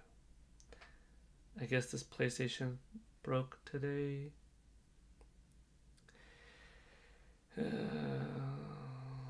Constipation, Tsukino Ame. Oh, that's funny. That's funny. Yeah, that might do it for you. That might happen. What? We had a troll? I missed it? That's what happens when you play the new Williams Tables, Volume 10 in Pinball FX. I mean, we had somebody who dropped a comment. But next time, before deleting or blocking or banning or something like that, don't. Pause for a second. Let me entertain and see if kindness can make somebody who's having a bad attitude be like, you know what, you don't need to do that here. Give it an opportunity before hitting that button. True, based off of what they say, it could just be like, nope, sorry, you're out of here. But, you know, let me give it a talk. I loved Mario Kart 8 because me and my brothers played that game so much. Very good one. Also, Wii Sports. We were competitive back then. We've all grown up and grown apart, and sometimes I feel alone. Well, I'm happy that you had some awesome times with Wii Sports, because I definitely had some good times with Wii Sports too. Sorry that you've kind of grown apart and sometimes feel alone. Do your brothers still have an interest in gaming? Do y'all have like a Nintendo Switch that you could play online together and, I don't know, meet up once a week, maybe twice a month or once a month even? Or, you know, if you feel a little alone, sometimes finding an online community like this one could be positive. You know, we've got 21 people watching now. Sometimes we have upwards of like 83, I think, is the top that we had on this PGN Live. And folks become friends, and sometimes you exchange friend codes with one another here, and you have someone to play with, or at the very least, someone to talk to for an hour or two. So I hope that kind of could help. I want to see the Michael movie. I love MJ music. I miss him. Tabby, I don't know what day it is. I think it's Tuesday, but theaters might change. Theaters might be different. Find whatever theater is nearby that has their affordable day and a matinee time. And I think it might be like Tuesday morning or something like that. But it could change per theater. I'm not positive. But if it's like Tuesday morning, $6 a seat or $5 a seat, Michael Jackson, what was the movie called? Michael. Michael is, I would say, worth it for $5. Like, for sure. You'd get your 2.5 hours of entertainment and like feel like you're in a little bit of a concert at the moment. Yeah. Because movie tickets are expensive, but that's kind of the way to go. You got matinee showing, more affordable, and on whatever day it is that the theater has like the more affordable day's worth of show times, you know, of shows, viewing, whatever. Yeah. I think you'd like it. Especially, so if you like Michael Jackson and love his music, then you definitely have a good time in the movie. I think that's almost a guarantee. You put on Mario Kart 8 Deluxe and feel the warmth again. Nice, King Jeremiah. I'm glad to hear that. Hey, Paul, so I have to ask, do you think June Direct is finally the time we see Smash 6? Ooh. Originally, I wanted a Smash Ultimate port, but now I'm more interested in having a new Smash game. I don't know. We will definitely get a Super Smash Bros. 6, but perhaps before that happens, they try to do a Nintendo Switch 2 edition. I don't know. I think if Smash Bros. Is shown off this June, we're not getting one this year, but I could see it being shown off, maybe. I don't know if I should read this one out loud. Let's see. Okay.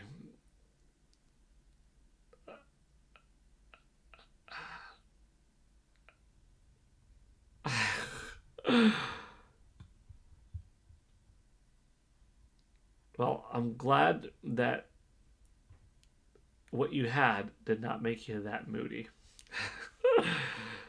Some people just have a bad temperament. Some people just have a bad attitude in life, sadly. But usually it's a byproduct of what you were served, whether that's how you were raised or that's how your surroundings were, neighborhood, schools, stuff like that, you know? Huh? Yeah. AJ Rex says, Michael was my favorite singer and showman. I don't think I could get through the movie without getting emotional. Oh, yeah, it might. It might do it. Let Paul troll y'all. N.I. Pan FR. Hi, King. Hi, Nipanfer, if that's how you say it. Welcome, welcome.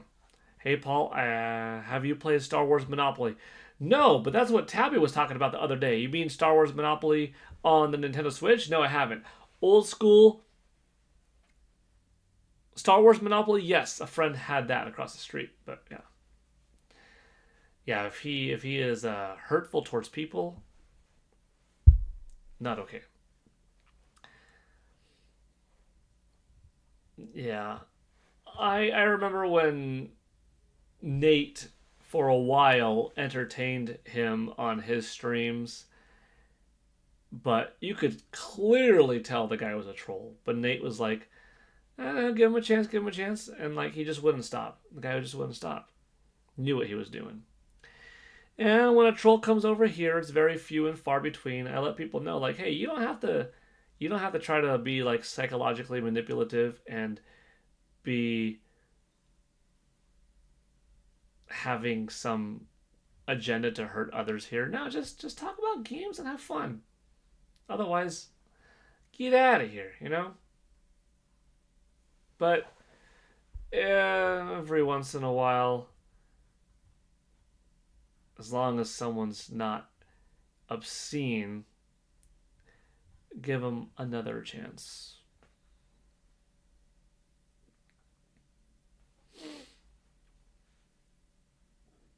'83 Divas, hoping to see Michael movie tomorrow. Risky's back. Thank you for the compliment. Risky's back. I4Z. Thank you. Risky, are you a fan of Street Fighter? I appreciate you saying that I look like Ryu. Welcome. We never got to your comment earlier, Risky. I asked if you wanted to share what got you into gaming, or what's a gaming story from your past that you want to share, you know? First time you played a 3D Final Fantasy, when you bought your first PlayStation. What got you into liking The Legend of Zelda? What was your first system? Anything you want to share? You know, a lot of the people here already shared what they talked about, shared what their story was. Shared their story, I should say. But you're welcome to share yours.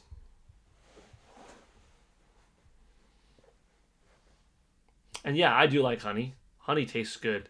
Natural honey, if you ever get some natural honey from like a nearby place, that's pretty good too.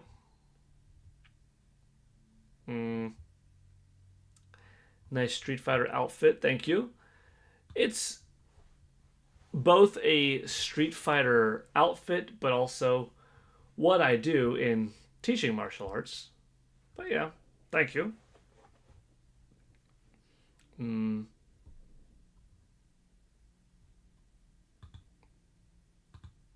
Let's see. I want a Super Smash Bros. Ultimate Deluxe with new characters. That would be cool. You know, if they did a Super Smash Bros. Ultimate Deluxe Edition on Nintendo Switch 2, I don't know if we'd get new characters just because of more licensing agreements of having all of these characters mix with the new characters, and there may be contracts that they would have to re-up. But at the very least, the same game with some rollback netcode to improve the multiplayer online component, throw it in 4K, keep it 16 by 9, maybe improve some textures, lighting details, bumped up polygon models, and like, there you go. And it might be enough for a while before we get to a Smash Bros. 6. Risky with a Hadouken! Hadouken right back. Oh, let's see. Paul is so nice, I can't troll him no more. Well, thank you, Risky. Yeah, I mean, you know, everybody can have fun here. It's all good. You know? It's all good. Dreamcast, and now I like PlayStation. Dreamcast was a good system. I do wish that... See, it came out at a weird time because here you had PlayStation with a powerful entry in the market in 94, you know, United States 95, Nintendo 64 with a big impact on the market in 96 in Japan, US, and then, you know, 97 going into other territories, Europe, Australia, etc. Then you have Dreamcast with this staggered release of like December 98 in Japan, and then all the way until September 99 in the United States. It came out enough after Saturn, but barely before PS2, and here it was too early probably for the Dreamcast to have a DVD player, but what an impact would it have had? Or what if it came out in the United States, Europe, and Japan, Australia, all in 1998?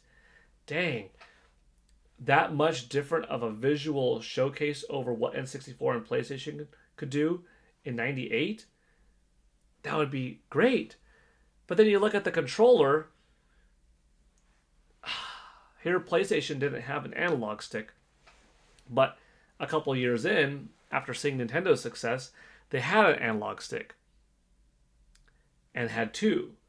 Dreamcast could have had the opportunity to have two analog sticks. Because Nintendo introduced simultaneously moving and 3D camera control.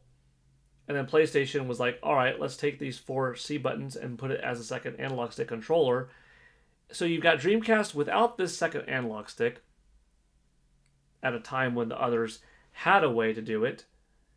And then not having a DVD player when PS2 is about to come out in a year, really several months in Japan, but a year later in the United States, right?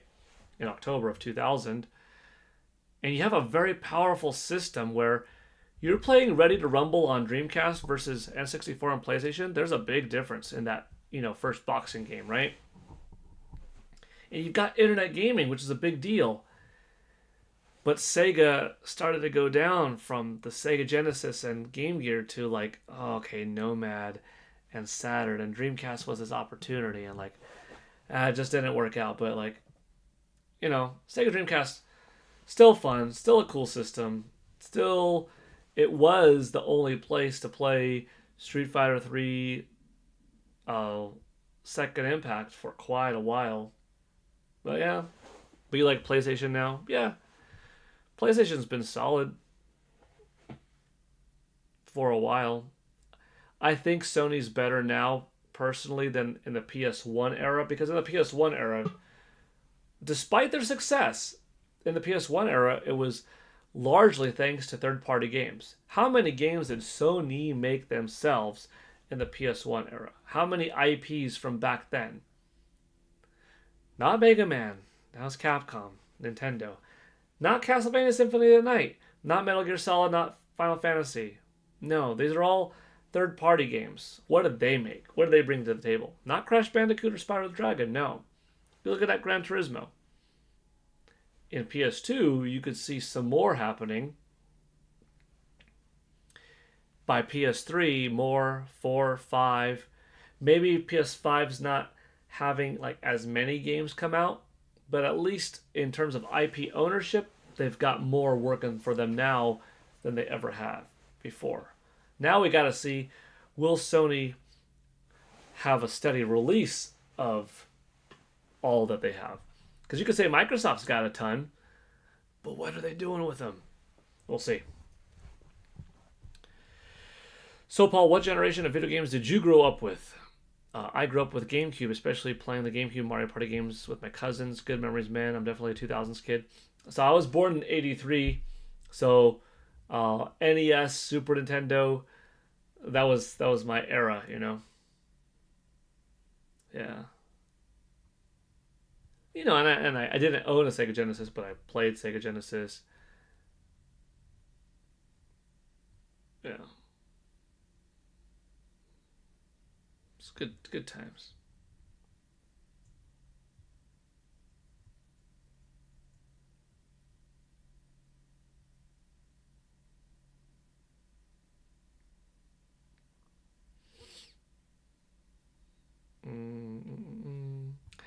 I can't wait to watch the new Street Fighter movie. Yeah, same here.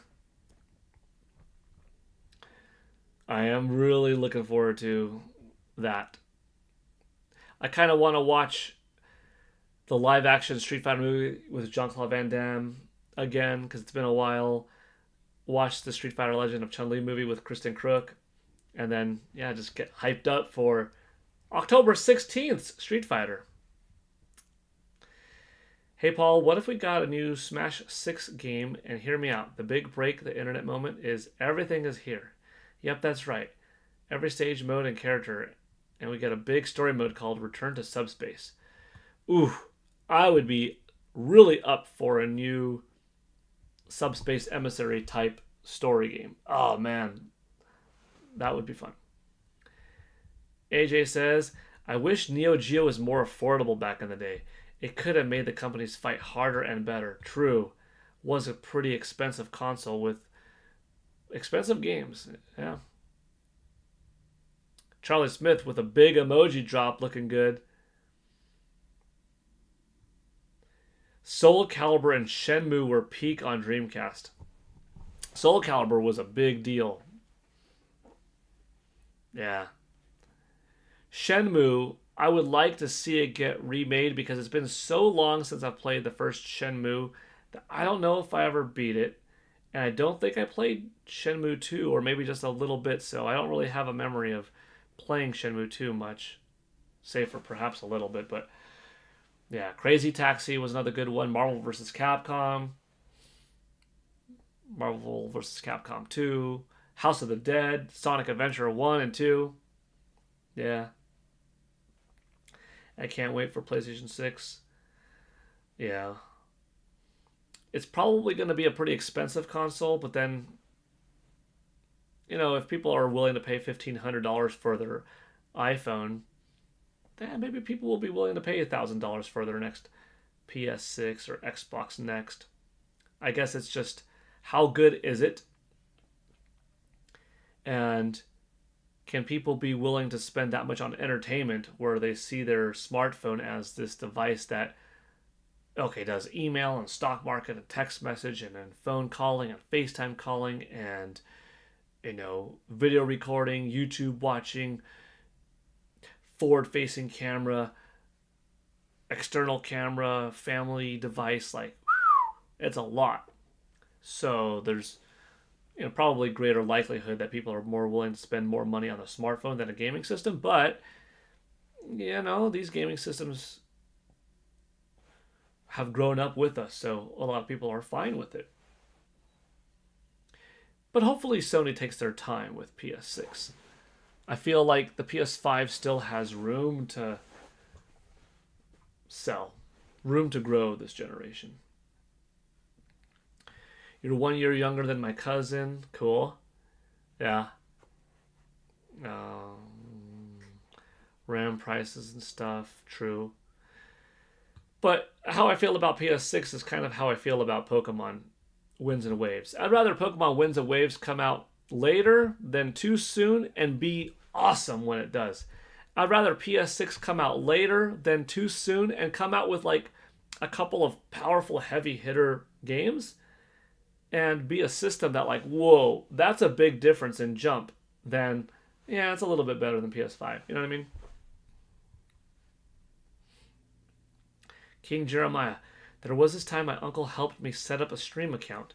We were both excited because I had an amazing setup, perfect monitors, perfect everything. I put so many games into my wish list. I had over 80 games there. Jeez, that's a lot. Yep, there were a lot. But I guess apparently he had access to my account and saw all the games I really wanted. He got sick and was told he had limited days to live. Oh, unfortunately he passed away. But come to find out, he created a separate Steam account and bought me all the games I had in my wish list. And on a note said, "Game on, dude." Ah, as I'm reading that, like, that got me a little bit more and more emotional. Man. Oh, dang. I'm sorry to hear about your loss. That's sad. That's sad. The longer you live in life, unfortunately, the bigger your life gets, the more people you meet, sadly, the more people you will see say bye, you know? The more friends, family, celebrities, folks that you admire, innocent people just out there in the world, you know, anyone, yeah. The more loss, the longer life goes. But the more opportunities for fun, too. But, yeah, I'm sorry for that. But thank you for sharing a good story. Shout outs to your uncle on leaving you with something pretty cool, you know? Like satisfying this 80 game wish list. That's very nice of him. Charlie Smith, yeah, Shenmue 3 Enhanced Edition is coming to Nintendo Switch 2. They just need to do that for 1 and 2 also. I feel like it's realistic for us to get an even bigger game for Smash 6 if we don't get a port of Ultimate, because Sakurai may have promised that we'd never get this many characters again. I'd be okay with a smaller roster, but totally rechange up how you play. The formula of what a Smash Bros. Game is. You know, it could be a smaller roster of like 24 at start, but a really robust gameplay change in how things are done, which might throw some people off, but could be better for the series. And then you get some free character updates that could be clone-like characters that still are new enough and cool and different enough, but not too dramatic, that come with the stage. Yeah.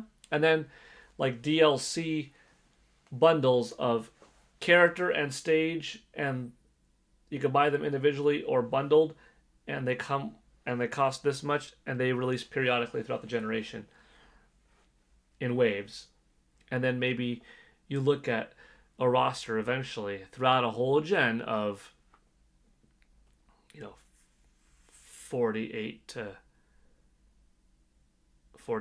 50 some odd characters, 64 characters maybe. Nah, but start off smaller, but really different type of gameplay.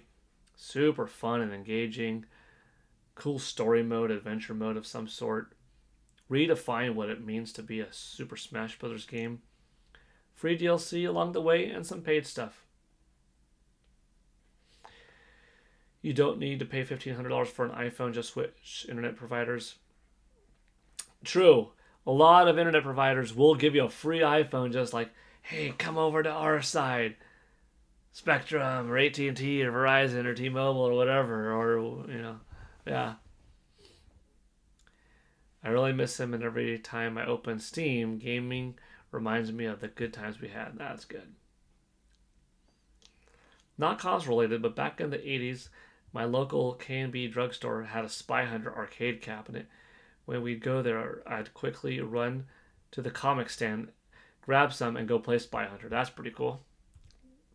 That's good memory.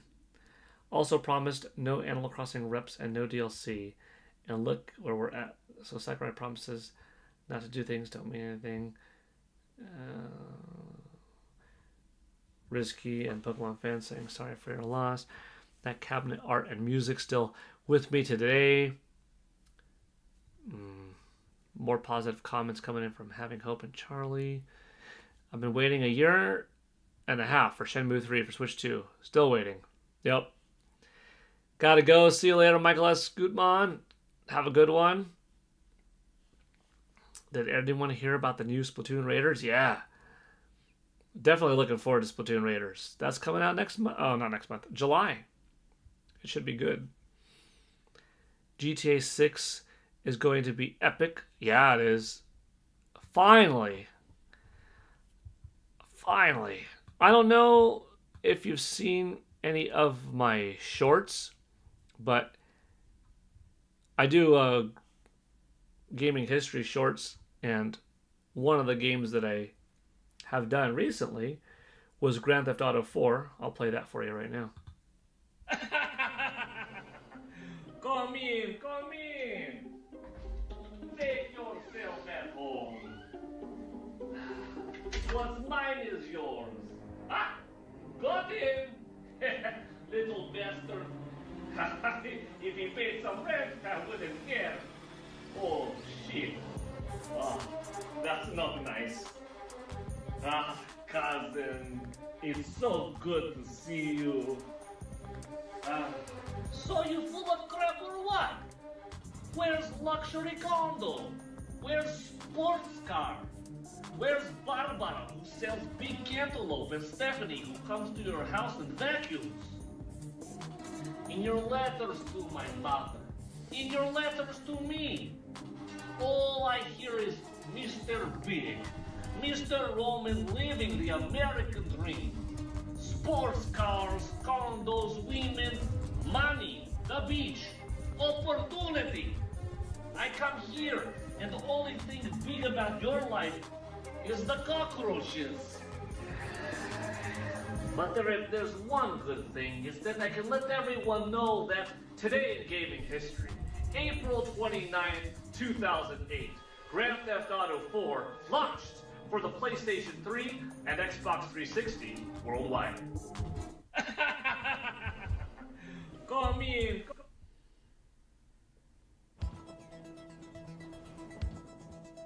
Get off the road, moron! I really ain't got time for this. Don't make me get out of the car. Learn how to drive, you sucker! I am so better off walking.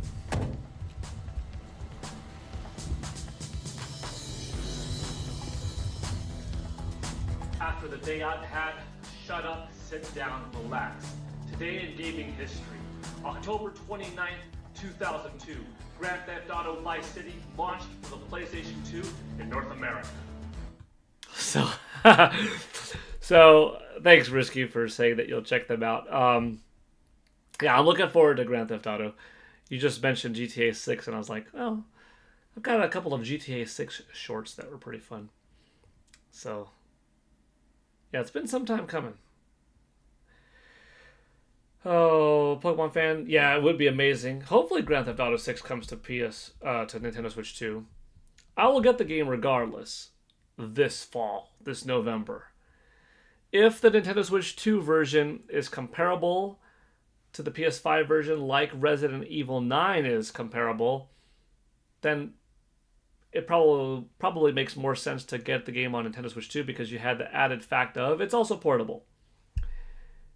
If it doesn't come at all, well, easy answer, I'll get it for Xbox Series X or PlayStation 5. Or if it comes out on Nintendo Switch 2, but it's highly compromised, I'll then, get it for another system. But yeah, hopefully it comes out on NS2, be out there for as many people as possible,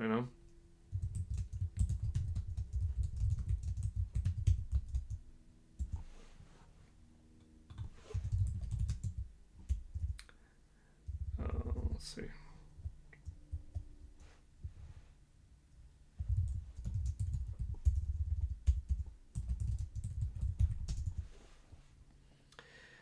I don't know if I read it out loud, but I did read it. See you around like a donut, Carl. Michael S. Gutmann, good point. Walmart is the place to go right now if you want a physical copy of Splatoon Raiders or a physical copy of Yoshi and the Mysterious Book. $10 off. Have to check them out. Thank you. Thank you. I swear, if Waluigi got announced for Smash 6, I would literally scream in excitement. I don't care how many people feel about Waluigi in Smash. He's my most wanted character, and not for memes. I want him for a unique moveset potential. Probably he would be pretty unique. GTA San Andreas was your favorite. That one was my favorite till 5 came out. 5 became my new favorite. See you.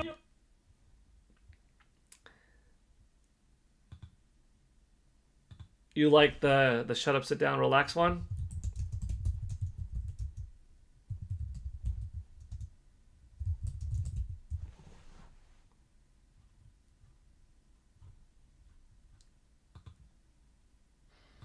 That's a good one too.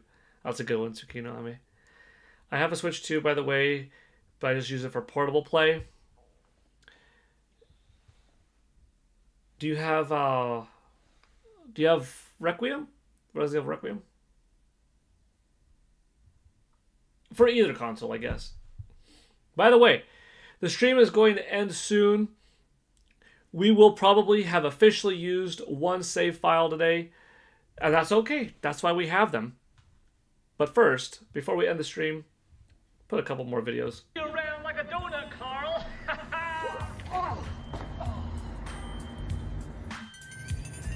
Oh, shit. Here we go again.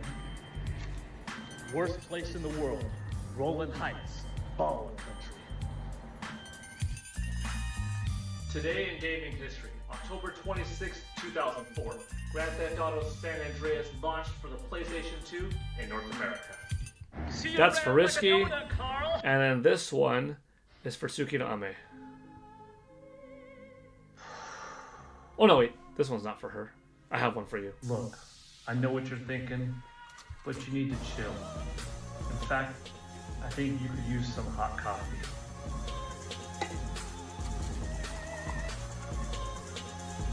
I did one. I did that one.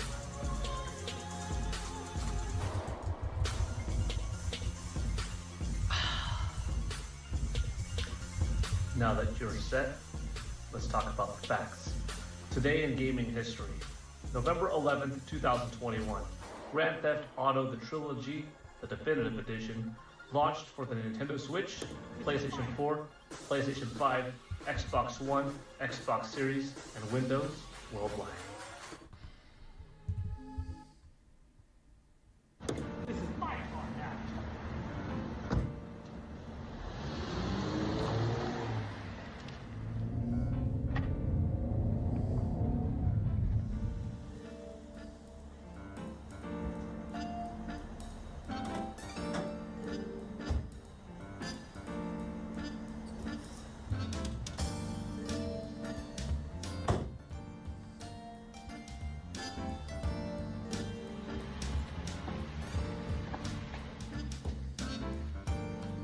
Today in gaming history, October 22nd, 2001, Grand Theft Auto 3 launched for the PlayStation 2 in North America.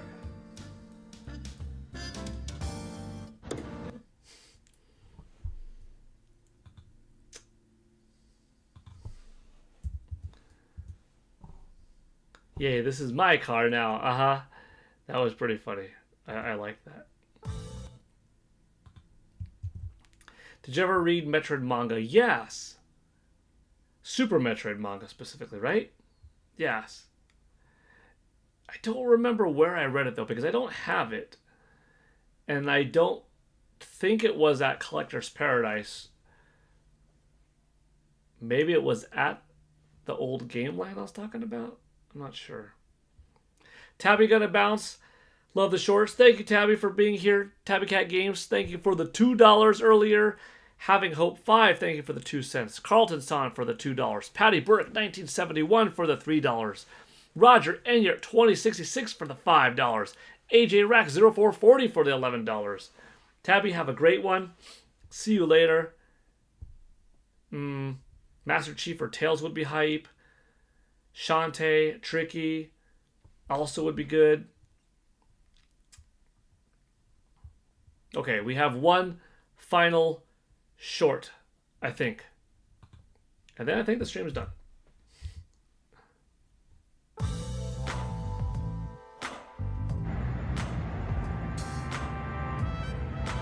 Hey, baby, you selling? You know it. How much? Same as last time. All right. 1, 2. You know what? Keep the change. I'll be back later for the rest.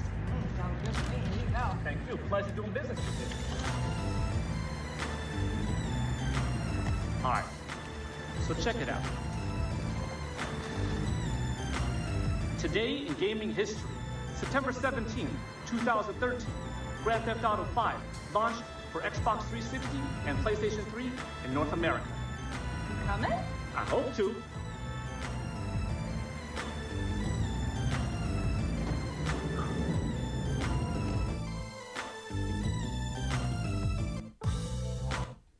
That was a lot of Grand Theft Auto today. Risky is back. Risky's back again. Reminds me of some Slim Shady there. Bye, Risky. Have a good one. Tabby Cat Gains. See you later. Have a good one. Everybody, thank you so much. One last time, let me put this in the chat. That's Roger Enyart's Twitch page. He will be streaming later some Star Fox Adventures. By the way, I am going to officially take away one of our save files. We used it. That's okay, though. That's what they're there for. Also, I'll take this time to update our subscriber count to 9222, inching our way to 9,500. Could 10,000 happen by my birthday? Maybe. Last birthday we celebrated 5,000. So could it be 10K this July 7th? Maybe. I don't know. That's a lot. 5,000 in that year's time is quite a bit. But regardless, the channel is continuing to grow, and it's really cool to see. Tonight, I will be on the Nintopics podcast. You could watch it here on YouTube at Paul Gale Network. You could watch it on Mike Odyssey's channel. And Joyce J will be there with us, the three of us. And yeah. Okay. Later, everyone. It's been fun. Hope everyone has a good weekend. Yeah. Thank you, Tsukinami. Hope everyone has a good weekend. No worries. Didn't hit the streak. See, normally, if we didn't hit the streak, it would go back to 0. But that's not the case. We had the save file. We had 6 save files. Now we have 5 save files. So we're still good. We're still cool. But anyways, I appreciate the support. Big time. New memberships. Let's go. We will go into Monday's stream. Because some of you I won't see till Monday. We'll go into Monday's stream with probably a new high member count. And yeah, some shorts to talk about. Some gaming news. Maybe Star Fox. You know? We'll see. All right. Take care, everybody. Have a great rest of your day. Maybe I'll see